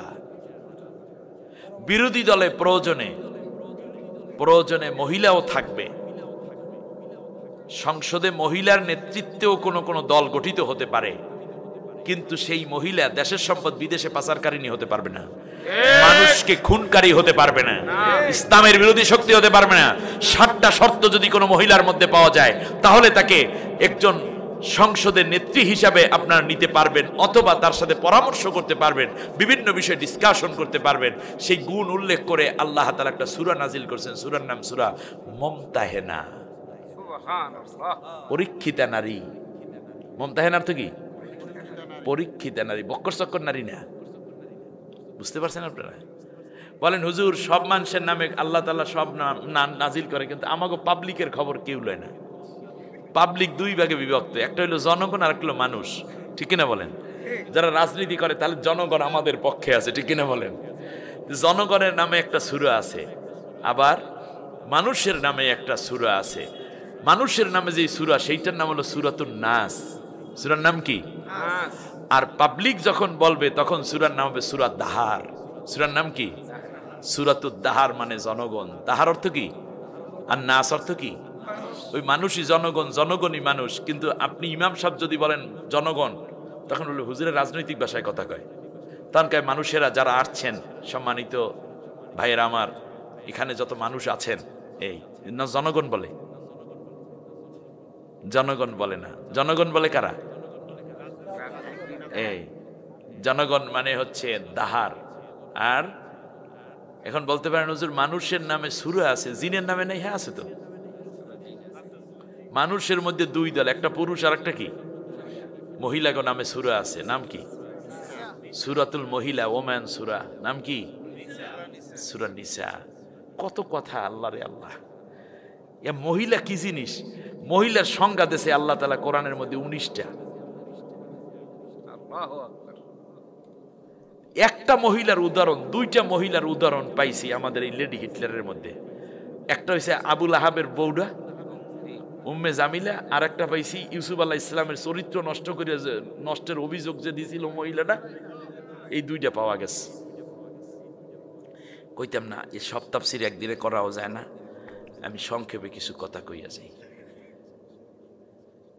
পশু পাখির নামে সূরা আছে, ভালো মানুষের নামে সূরা আছে। মোমেন, মোমিনুন, কাফিরুন। মুনাফিকের নামে সূরা নেই? আছে। সুবহানাল্লাহ বলবেন না? আল্লাহ রাব্বুল আলামিন বললেন আকিমুদ্দিন। আচ্ছা একটু রাখেন তো, আকিমুদ্দিন বলতে কি বোঝেন দেখি, আমি একটু আপনাদেরকে মিলে জানতে চাই। দেখি দিন প্রতিষ্ঠা, আকিমুদ্দিন, দিন প্রতিষ্ঠা কর। আচ্ছা এটাকে আমরা যদি সংক্ষেপে বলি তাহলে একামতে দিন বলতে পারি। আকিমু মানে তো আমরের সিগা, তাই না? জমা করা হয়েছে। তাহলে এইটাকে আমরা যদি মাজদারের মধ্যে নিয়ে আসি, আল্লাহ একামাতুল মাজদার থেকে না, তাহলে মাজদারের মধ্যে নিয়ে আসেন, তাহলে হবে কি একামাতে দিন, মানে দিন প্রতিষ্ঠা করা। আর সবসময় ভাবে ইফতিআল থেকে যখন আসে এটা ক্রিয়া অর্থে ব্যবহার হয়। তাহলে এখন আপনি আসেন, একামতে দিনটা কি কার কাজে বলে? একামত। একামত শব্দটা আপনাদের কাছে পরিচিত না অপরিচিত? পরিচিত। আচ্ছা বলেন তো একামত কখন লাগে? নামাজ শুরু করার আগে। এই তো আস্তে আস্তে করে ঘরের দ্বারে ধরিয়ে নিয়ে আসছি, শেষ। একামত, ইমাম সাহেব বলে একামত দাও। কি দাও? একামত দাও। সেই একামতটাকে দিনের ব্যাপারে ময়দানে কাজে লাগাইতে হবে। নামাজের মধ্যে একামত লাগে নামাজ পড়ার জন্য, সমাজের মধ্যে একামতে দিন লাগে সমাজ পরিচালনা করার জন্য। সুবহানাল্লাহ। নামাজের মধ্যে যেই সূরা পড়ে, যেই কোরআন দিয়া নামাজ পড়ে, সেই একামত দেবা সমাজের মধ্যে আইসা। কারণ আল্লাহর নবী শুধু নামাজের মধ্যে কোরআন রাখে নাই, সমাজের মধ্যে কোরআন নিয়ে আসছে। নামাজের মধ্যে তেলাওয়াত হয় সমাজের আয়াত, বাস্তবায়ন হয় কোথায়? সমাজ। আল্লাহু আকবার। আলহামদুলিল্লাহি রাব্বিল আলামিন আর রহমানির রহিম মালিকি ইয়াউমিদ্দিন ইয়াকা না'বুদু। এরপরে আয়াত পড়তেছি ইমাম সাহেব, আয-যানিয়াতু ওয়াজ-যানি ফাজলিদু কুল্লা ওয়াহিদিন মিনহুমা মিয়াতা জালদা।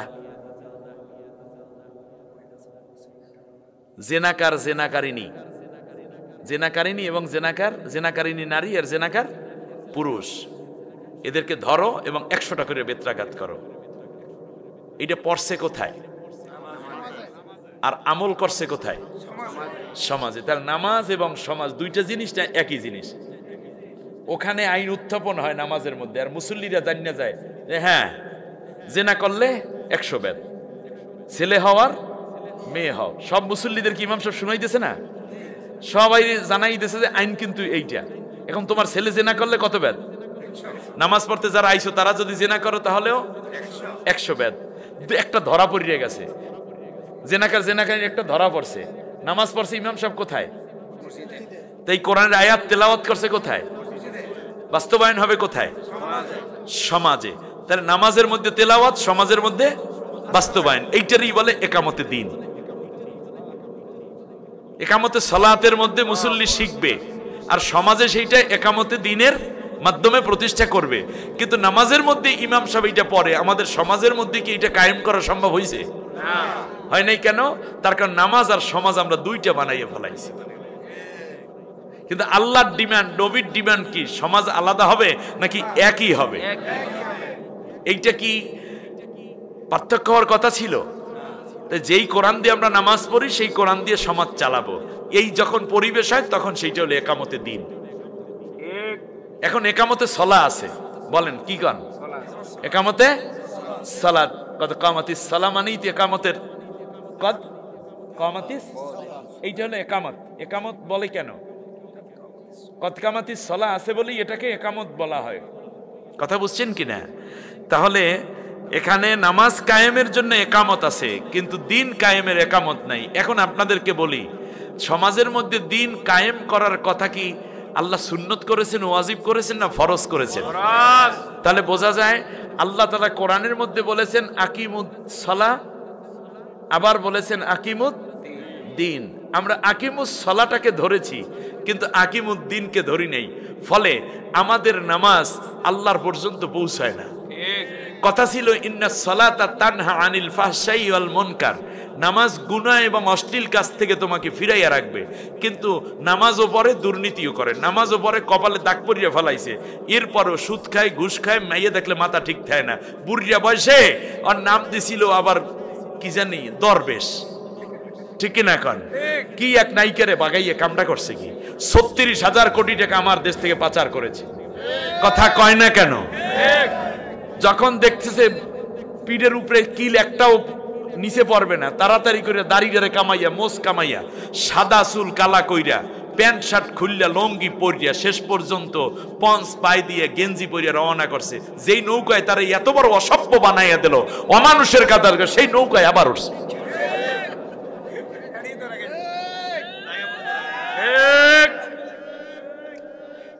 শেষ পর্যন্ত কোস্টগার্ড তারা ধরছে, ধরার সাথে সাথে লুঙ্গি নষ্ট।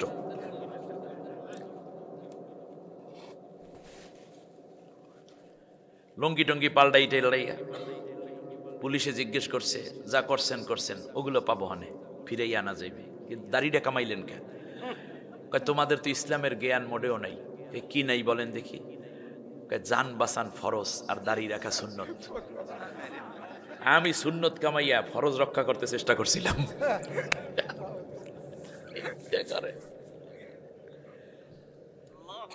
এত বুদ্ধি কই রাখছে তারা?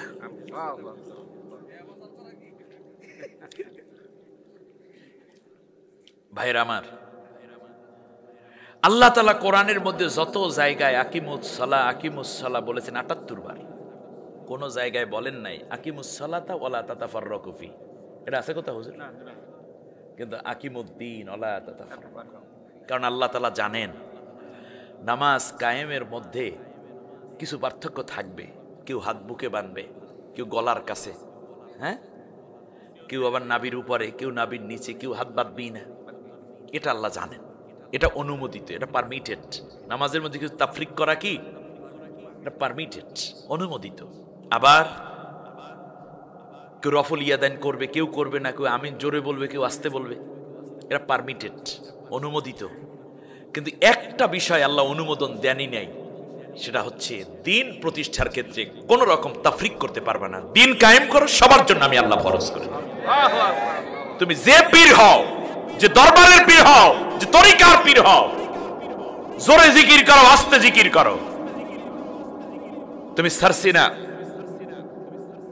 মোকামিয়া, ফুরফুরা, জৈনপুর, চরবনাই, তুমি আহলে হাদিস, মাতখালী, লামাঝাবি, সিস্তিয়া, কাদরিয়া, মোহাম্মদিয়া, মোজাদ্দাদিয়া, নকশবন্দি, হানাফি, শাফি, মালিকি, হাম্বলি, তুমি যা হও, আমি অত কিছু দেখতে চাই না। তুমি যদি ইমানদার হও, তাহলে আমার কোরআনের আইন প্রতিষ্ঠা করা তোমার উপরে ফরজ করে দিলাম। এই ক্ষেত্রে কোনো মতপার্থক্য করতে পারবে না। আমার দেশে দুঃখজনকভাবে এই ফরজ কাজটাকে গুরুত্ব দেয়া হলো না। তার কারণ আমার দেশে নামাজের প্রতি গুরুত্ব দেয়া হয়েছে, কিন্তু আমরা জানি না এই নামাজ, রোজা, হজ, যাকাত কিচ্ছু কবুল হয় না যদি আমি দিন প্রতিষ্ঠার আন্দোলনে শরিক না হই। একটা উদাহরণ দিই, উদাহরণ আপনি হাজারটা চাইলে আমি দিতে পারবো। একটা উদাহরণ দিই, আব্দুল্লাহ ইবনে ওবাই, তার দাড়ি ছিল না? ছিল। মুনাফিক সর্দার, নাম শুনছেন আপনারা? রসুলের পিছে নামাজ পড়তো। কার পেছনে? রাসূলুল্লাহ সাল্লাল্লাহু আলাইহি ওয়াসাল্লামের পিছনে, মসজিদে নববীতে। দাড়িটা নবীর মতোই ছিল, টুপিও পরতো নবীর মতো, বড় পাঞ্জাবি ছিল নবীজির মতোই। জিকির, আজগার, তেলাওয়াত, তাহাজ্জুদ, নফল, রোজা, ইফতার, সাহরি সব ছিল নবীর মতো। কিন্তু তার অপরাধ ছিল একটাই, সে দিন প্রতিষ্ঠা, অর্থাৎ আল্লাহর জমিন আল্লাহর, আমি আল্লাহর গোলাম, এখানে আল্লাহর আইন দিয়ে দেশটা চলুক, এইটা সে মনে মনে চায় নাই, প্রকাশ্যেও না, মনে মনে চায় নাই। যারা চায় নাই তাদের সাথে ঐক্য করেছে।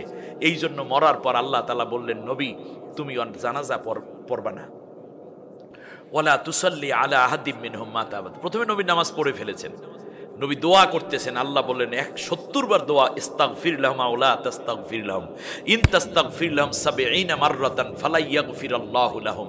যদি তুমি ওর জন্য 70 বারও নবী তুমি দোয়া করো। নবী দোয়া করতেছে আর আবু বকর, ওমর, ওসমান সবাই বলে আমিন আমিন। চোখের পানি ছেড়ে নবী আব্দুল্লাহ ইবনে ওবাইর জন্য কান্না করে। আল্লাহ বললেন 70 বার দোয়া করলে আমি মাফ করবো না। তার কারণ নামাজ, রোজা, হজ, যাকাত সব ছিল, কিন্তু এই জমিন আমি আল্লাহর, আমার আইন আমার জমিনে কায়েম হোক এইটা চায় না। এই জন্য ঈমান আমি আল্লাহ কবুল করি না।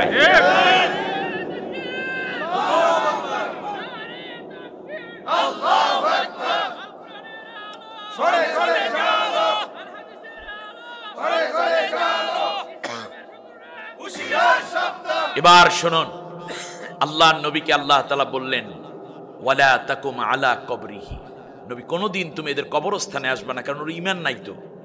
এই জন্য ওর কবরে আমি আল্লাহ লানত পাঠাই। তুমি রহমাতুল লিল আলামিন লানতের জায়গায় আসবা, এটা মানায় না।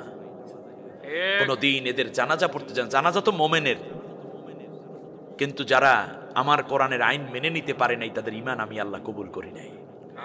অর্থাৎ একামতে দ্বীনের এই কাজকে যারা তুচ্ছ করেছে তাদের ঈমান আমি আল্লাহ কবুল করি নাই। সূরার নাম সূরা নিসা, আয়াত নম্বর 65।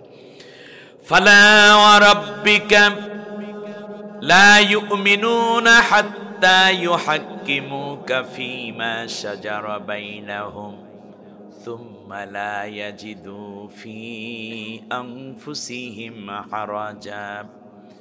হারাজাম মিম্মা কাদাইতা ওয়া ইউসাল্লিমু তাসলিমা।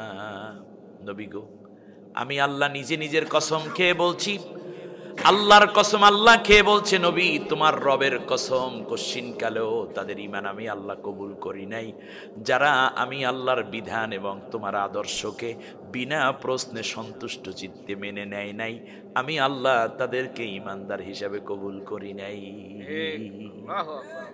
কার কসম কে খায়? আল্লাহর কসম। আচ্ছা, এখন নামাজ আমরা এত বুঝলাম, কিন্তু একামতে দিন কেন বুঝি নাই? এই জন্য হুজুরেরা কান ধরলাম। তার কারণ খানকার পীর বুঝাইছে জিকির, তবলিগ বুঝাইছে নামাজ, মুরিদকে বোঝানো হয়েছে নামাজ কিভাবে পড়বা, কিন্তু আমরা বক্তারা খালি নামাজ নামাজ নামাজ। যখনই আজান হয়ে যায় আল্লাহু আকবার আল্লাহু আকবার, সাথে সাথে আমরা সাথে সাথে বুঝে ফেলি এইটা আজান দেশে কোন ওয়াক্ত, তাও বুঝি, কি করা উচিত তাও বুঝি, ওযু করা দরকার, পবিত্র পোশাক দরকার বুঝি, যায় নামাজটা নিয়ে বেরিয়ে পড়ি, কিভাবে নিয়ত করতে হয় তাও বুঝি, ইমামের পিছে নামাজ পড়লে কেমনে পড়তে হয় তাও বুঝি। অর্থাৎ নামাজের ব্যাপারে এত বলার কারণে আমরা সবাই নামাজের দিকে ডাকলে নামাজটা বুঝে ফেলি। কিন্তু আসহাবে আজমাইনদেরকে যুদ্ধের জন্য ডাকা হতো, হাইয়া আলাস সালাহ, যখন হাইয়া আলাস সালাহ বলা হতো, সাহাবীরা আশহাদু আন্না মুহাম্মাদার রাসূলুল্লাহ বলার পর সাহাবীরা বেশি বেশি করে মসজিদের দিকে কানটা আগাইয়ে দিতেন। এটাকে হাইয়া আলাস সালাহ বলে নাকি হাইয়া আলাস সেলাহ বলে?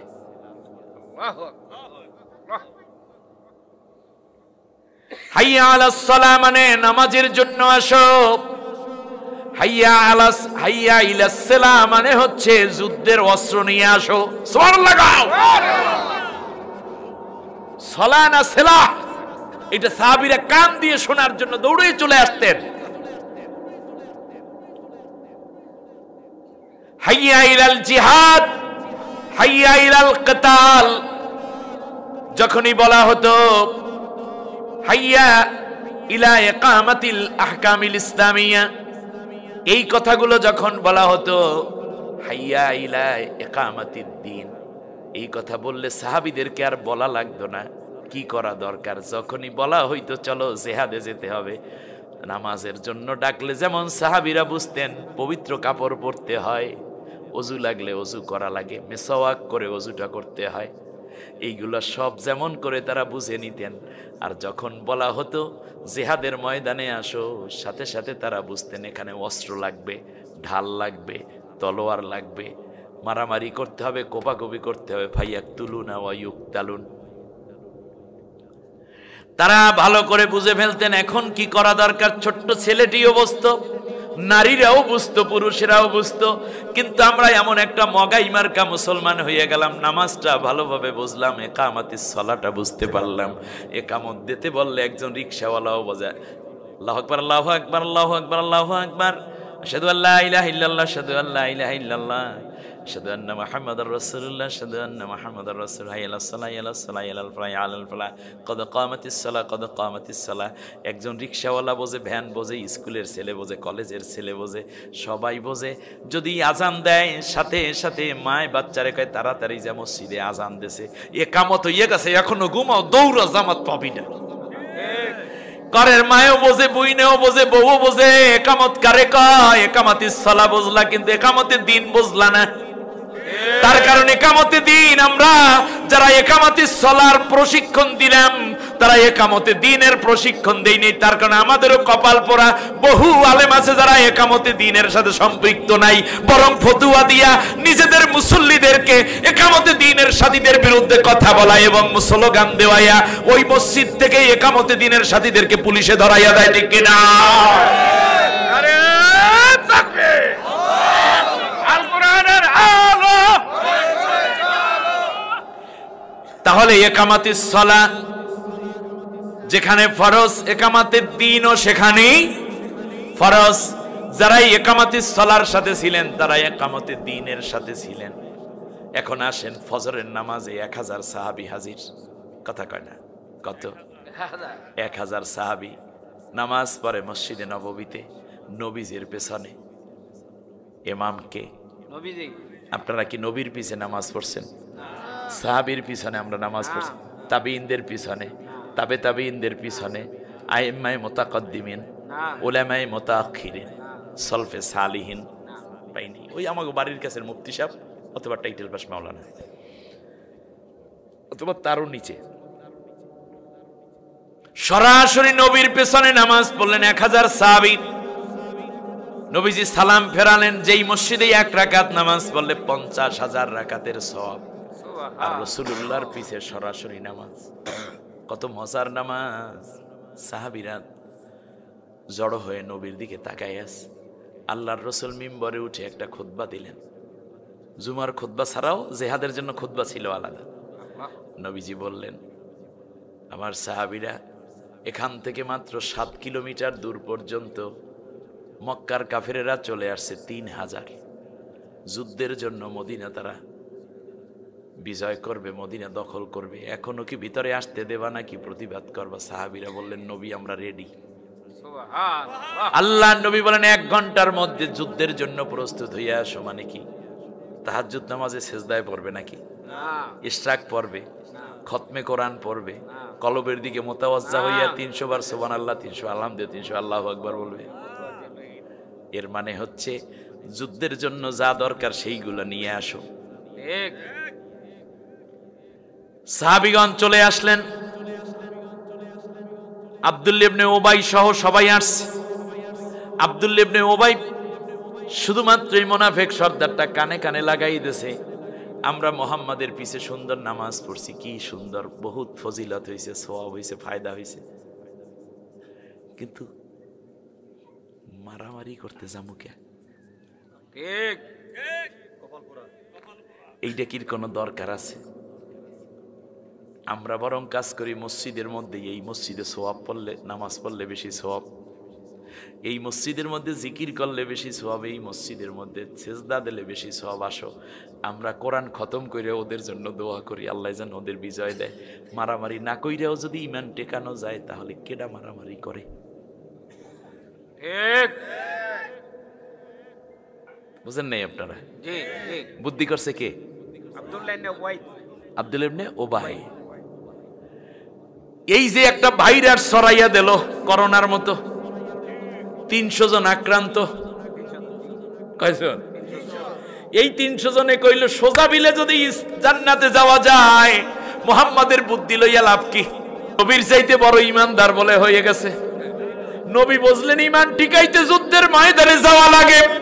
আবু বকর রাদিয়াল্লাহু আনহু বললেন যুদ্ধের ময়দানে যাইয়া তারপর ইমানের পরীক্ষা দেওয়া লাগে। ওমর বুঝলেন যুদ্ধের ময়দান ছাড়া ইমান টিকানো যায় না। উসমান বুঝলেন যুদ্ধের ময়দানে যাইয়া ইমানের পরীক্ষা দিতে হয়। আলী বুঝলেন যুদ্ধের ময়দানে নবী গেছেন, আমরা না গেলে ইমান টেকবে না। অথচ আব্দুল্লাহ ইবনে উবাই বুঝছে মসজিদের মধ্যে বইসা থাকলে ইমান টেকে। এই রকম 2 নম্বরে ইমানদার আমাদের দেশেও ধরা পড়ে কিনা? আপনার বুঝ চেঞ্জ করেন, বাদ দেন। একদল মানুষ আল্লাহর কোরআনের জন্য ফাঁসির মঞ্চে দাঁড়িয়ে গেল, আর আপনি ঘরে বসে বসে সুবহানাল্লাহ পড়ে পড়ে বেহেশতে চলে যাবেন। এই জন্যই আল্লাহ বলছেন আহাসিবান নাসু আইয়ুতরাকু ওয়া ইয়াকুলু আমান্না ওয়া হুম লা ইফতানুন। তোমরা কি মনে করেছো ঈমান আনছি এই কথা বললেই জান্নাত দিয়ে দেব? আমি কি পরীক্ষা করে নেব না? তো পরীক্ষা কোন জায়গায়? কোরমার প্লানের মধ্যে। আসেন সবাই মিলে একত্রে বসে খাই, আসেন ভাই বসি, তারপরে কলবের দিকে মুতাজ্জা হয়ে যায়। এখানে পরীক্ষার ময়দান হইল জিহাদের ময়দান। একদিকে সমানে গুলি চলছে, তারপরে নারায়ে তাকবীর আল্লাহু আকবার, ঠিক না বলেন? আমাকে তুমি শেষ করছো একের পর এক, কিন্তু এরপর আমি কোরআন ছেড়ে দিইনি আমার বুক থেকে। আসুক না যত বাধা, যত ঝড় সাইক্লোন, রাসূলের পথে মোরা চলবো, এ জীবন বাজি রেখে দিনের নিশান মোরা বাংলার আকাশে উড়াবো, ঠিক না বলেন? মোরা কামানের মুখোমুখি দাঁড়িয়ে, মোরা কামানের মুখোমুখি দাঁড়িয়ে আল্লাহু আকবার বলবো। আসুক না যত বাধা, যত ঝড় সাইক্লোন, রাসূলের পথে মোরা চলবই, এ জীবন বাজি রেখে দিনের নিশান মোরা বাংলার আকাশে উড়াবই, ঠিক না? একজনে জীবন দিয়ে দিচ্ছে, আর একজন কোরমা পোলাও খেয়ে মজা নিচ্ছেন। এক কালেমায় রুটি রুজি, আর এক কালেমায় ফাঁসি, এক কালেমায় মুক্ত আজাদ, আর একে দাস দাসী, আর একে দাস দাসী। কষ্ট পাচ্ছেন মনে হয় না? আচ্ছা শেষ করে দিই। আর যদি 2 জন ওঠে তাই আমার মহফিল শেষ। এই 2 জন কেডা কেডা দিকে রাখেন। 2 জন উঠবে মানে আমি কিন্তু 3 নম্বর, শেষ। কেউ নির্যাতিত হচ্ছে, তোমার দাওয়াত আমার দাওয়াত, নেই দাওয়াতে মিল, তোমার কিতাব আমার কিতাব নেই আবার মিল। তোমার দাওয়াত মাংস পোলাও, প্লেট ভরা ভাত, আমার দাওয়াত জেলখানাতে দুর্বিষহরা। যে ঈমান প্রয়োজনে জ্বলে ওঠে না, যে ঈমান সত্য ন্যায়ের কথা বলে না, যে ঈমান অন্তরে নাই মুখে ফোটায় কথার কলি, কিভাবে তারে বলো ঈমান বলি।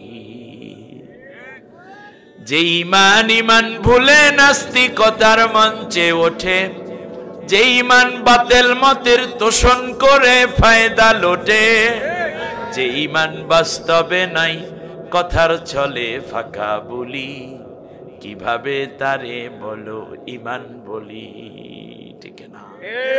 আম হাসিবতুম আন তাদখুলুল জান্নাতা ওয়ালাম্মা ইয়ালামিল্লাহুল্লাযীনা জাহাদু মিনকুম ওয়া ইয়ালামাস সাবিরিন।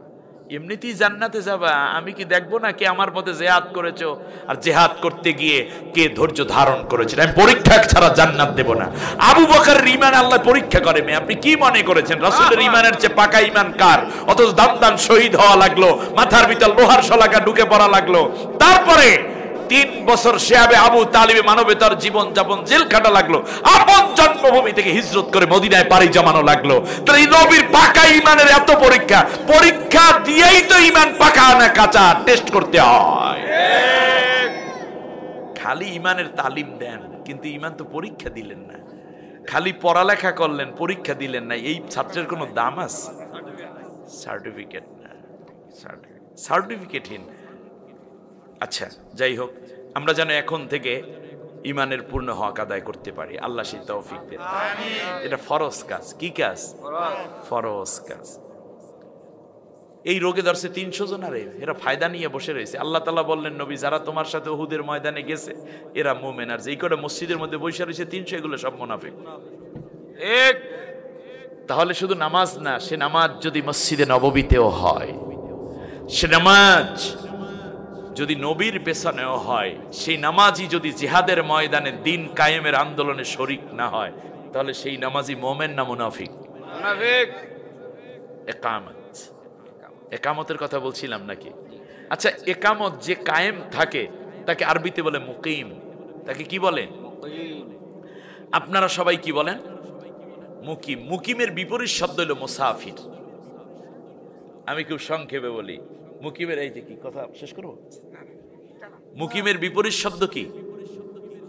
মুসাফির। আমি কি? আমার ভিতর 3টে গুণের কথা বলছিলাম না?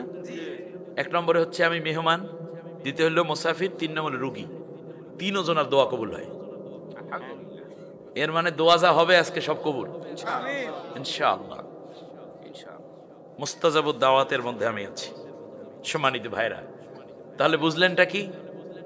সেটা হচ্ছে ইসলাম বাংলাদেশে কি কায়েম আছে? তাহলে ইসলাম আছে কি অবস্থায়?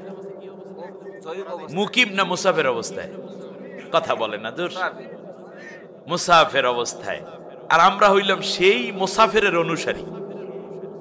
তাহলে আমাদের উচিত কি? প্রথমে মুকিম বানানো। ইসলামকে কি বানাবো? আর মুকিম বানানো সুন্নত না ফরজ? মুশরিকদের উপর না মুমিনদের উপরে? আল্লাহ রাব্বুল আলামিন বলতেছেন, আল্লাহু কাবুরা আলাল মুশরিকিনা মা তাদউ ইলাইহি। নবী গো, তুমি তাদেরকে এই যে দিন কায়েমের আন্দোলনের দিকে ডাকবা, এটা মুশরিকদের জন্য খুবই খুবই যন্ত্রণাদায়ক। খেয়াল করেছেন? মুশরিকদের জন্য এটা কি খুব যন্ত্রণাদায়ক। মুশরিকরা সহ্য করতে পারেন। এই জন্য বাংলাদেশে যারা ইসলামী হুকুমত প্রতিষ্ঠা করতে চায়, আপনি পীর হইবেন কোনো অসুবিধা নাই, আপনি চিল্লায় যাইবেন তাদের কোনো আপত্তি নেই, তাদের দেশে যাইবেন চিল্লা নিয়ে তাতেও অসুবিধা নেই, কিন্তু জমিনে আল্লাহর কোরআনের শাসন প্রতিষ্ঠিত হোক, তাদের বিরুদ্ধে যত তাদের খড়গহস্ত। ঠিক না বলে? আর তাদের দালাল যারা, তারাও তাদের উপরে খড়গহস্ত। আমার ভাইরা, কিন্তু আল্লাহ তাআলা বলছেন কি, একটু খেয়াল করেন, আল্লাহু ইয়াজতাবি ইলাইহি মাইয়াশা। আমি আল্লাহ যাকে চাই তাকে এই দিন কায়েমের আন্দোলনে শরীক করাইয়া তাদেরকে আমি আল্লাহ তাআলা আমার খাস বান্দায় পরিণত করে দেই। ওয়ায়াহদি ইলাইহি মাইয়ুনিব।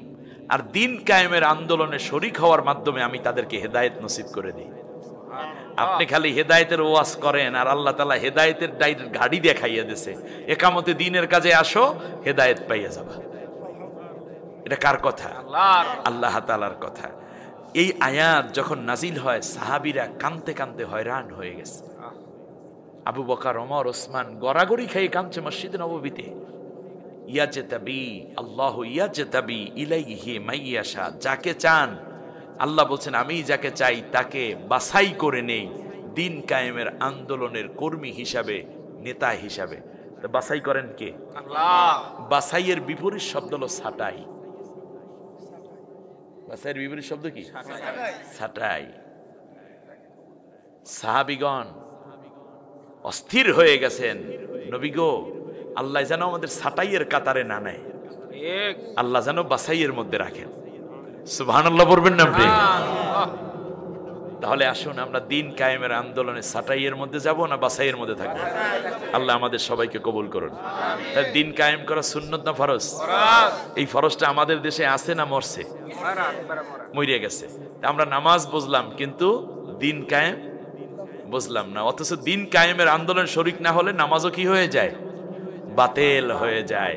এই জন্য বলছি, একটা ঘটনা দিয়ে শেষ করি। রাসূল সাল্লাল্লাহু আলাইহি ওয়াসাল্লাম একবার একটা যুদ্ধে 2000 সাহাবী পাঠালেন। নবীজি এই যুদ্ধে সরাসরি অংশ না নিলেও কিছুটা দূর তাদেরকে উৎসাহিত করার জন্য এগিয়ে গিয়েছিলেন। বললেন যে তোমরা সবাই আসর নামাজ পড়বা জুহফা নামক জায়গায় গিয়ে। সাহাবীগণ রওনা করলেন, 2 গ্রুপ 2000, 1000 করে এক একজন সাহাবীর নেতৃত্বে দিয়ে দিলেন, একজন একজন। তো রাসূল সাল্লাল্লাহু আলাইহি ওয়াসাল্লাম এখানে বললেন যে জোহফা নামক জায়গায় গিয়ে আসর পড়বা, কিন্তু পথিমধ্যে আসর ওয়াক্ত হয়ে যাওয়ায় একদল সাহাবী চিন্তা করলেন যে নামাজটা আগে পড়ালি। আর এক দলে বলল নবী বলছেন আসরের নামাজ পড়বো কোথায় গিয়ে? জোহফা নামক জায়গায় গিয়ে, শুধু আগে নামাজ পড়বো না। তো রাসূল সাল্লাল্লাহু আলাইহি ওয়াসাল্লাম এশার পরে গিয়ে তাবুতে হাজির হইলেন জোহফায়। তো সাহাবীগণ যারা ওখানে গিয়ে নামাজ পড়ছেন তারা বলল, ইয়া রাসূলুল্লাহ, এরা তো আগে নামাজ পড়ে ফেলাইছে, আপনার হুকুম মানে নাই তো এরা। বললো তোমরা কি আগে নামাজ পড়েছো? বললো হ্যাঁ। বলছে আগে নামাজ পড়লা কেন? বললো যে রাসূল আপনি যে বলছেন জোহফায় গিয়ে নামাজ পড়ি, এটা তো বলছেন তাকিদের জন্য। অনেক সময় দেখবেন গাড়ি সার্ভে হইল সকাল 7টায়, বলে যে 5টার মধ্যে অবশ্যই তোর মা বাচ্চা টাচ্চা সহ স্টেশনে থাকবি, কিন্তু এর অর্থ কি? তাকিদ দেওয়ার জন্য, এই তাকিদের জন্য। কিন্তু আমরা তো বুঝতে পেরেছি যে নামাজ ওখানে, আর আপনি তো আগে নামাজ পড়াকে পছন্দ করতেন আউয়াল ওয়াক্তটা, এজন্য আমরা আগে নামাজ পড়ে ফেলছি। আর তোমরা রাসূল আমরা একেবারে এখানে আসছি, যদিও নামাজের ওয়াক্তটা একটু ঢিল হয়ে গেছিল শেষ দিয়ে, কিন্তু নামাজ এখানে এসেই পড়ছে, আপনার হুকুম। আল্লাহ নবী বলছেন 2 গ্রুপ ঠিক আছে, কোনো অসুবিধা নেই। কিন্তু মনোমালিন্য একটু হইয়া রয়েছে না রাত্রের মধ্যে। পরের দিন সকালবেলা যখন কাফেরের বিরুদ্ধে যুদ্ধ শুরু হয়েছে, তখন কিন্তু 2 দল 2 তরিকা বের করে নাই, 2 মাযহাব বের করে নাই, 2 আদর্শ, 2 আইডিওলজি, 2 মাযহাব বের করে নাই। তারা বলছে যে আমরা 2 চিন্তার হইতে পারি, কিন্তু দিন প্রতিষ্ঠার আন্দোলনে সংগ্রাম করা, এই ক্ষেত্রে তো কোনো তাফরিক করা যাবে না। এই তরকারি সবাই সমানভাবে খাইতে হবে, ঠিক না বলেন? এরপর মাছ গোশত আলাদা আলাদা খাইলে খাও, কিন্তু এমন একটা কমন তরকারি এটা সবাই খাইতেই হবে। বুঝতে পারছেন? পরের দিন সকালবেলা যখন যুদ্ধ হয়েছে, তখন কেউ বলে নাই যে ওরা আগে আসর পড়ছে, ওরা আগে যাবো, ওয়াকুপাই শেষ করুক, এরপর আমরা লাগলে যা করার করবো। মানে ওই রকম সিস্টেম করে নাই। তাহলে বোঝা যায় আপনার জিকির জোরে হোক আস্তে হোক, আপনার টুপি পাস করলে হোক, গোল হোক, খাড়া হোক, ঢেলা হোক, কর্তা ফুডাওয়ালা হোক, ফুডাওয়ালা না হোক, ফাড়া হোক, সিলাই করা হোক, আপনার মাযহাব থাকুক আর না থাকুক, আহলে হাদিস হন, মাতখালি হন, লামাজাবি হন, অত কিছু দরকার নেই। আপনি যদি মুসলমান হন, নবীর উম্মত হন, তাহলে দিন কায়েমের আন্দোলন করা ফরজ। এখানে কোনো তাফরিক করা যাবে না, এটা হারাম। অতএব আজ থেকে যদি মুসলমান এই ডিসিশনটা নিতে পারি, তাহলে আগামীর পার্লামেন্ট আল্লাহর কোরআনের পার্লামেন্ট। আল্লাহ আমাদের সবাইকে কবুল করুন। এই দিন কায়েমের উপরে ফজিলত এবং গুরুত্ব বোঝাতে গিয়ে আল্লাহ 258টা আয়াত কোরআনের মধ্যে নাজিল করেছে। যারা একামতে দিনের কাজে শরিক হয়নি, তারা 258টা আয়াত অস্বীকার করে বসে আছে। তারা কি মোমেন থাকে? আর আল্লাহ আমাদের সবাইকে হেদায়েত দিন। নামাজের সূরাতে বসে একবার আলহামদুলিল্লাহ, 3 বার কুল হুয়াল্লাহ।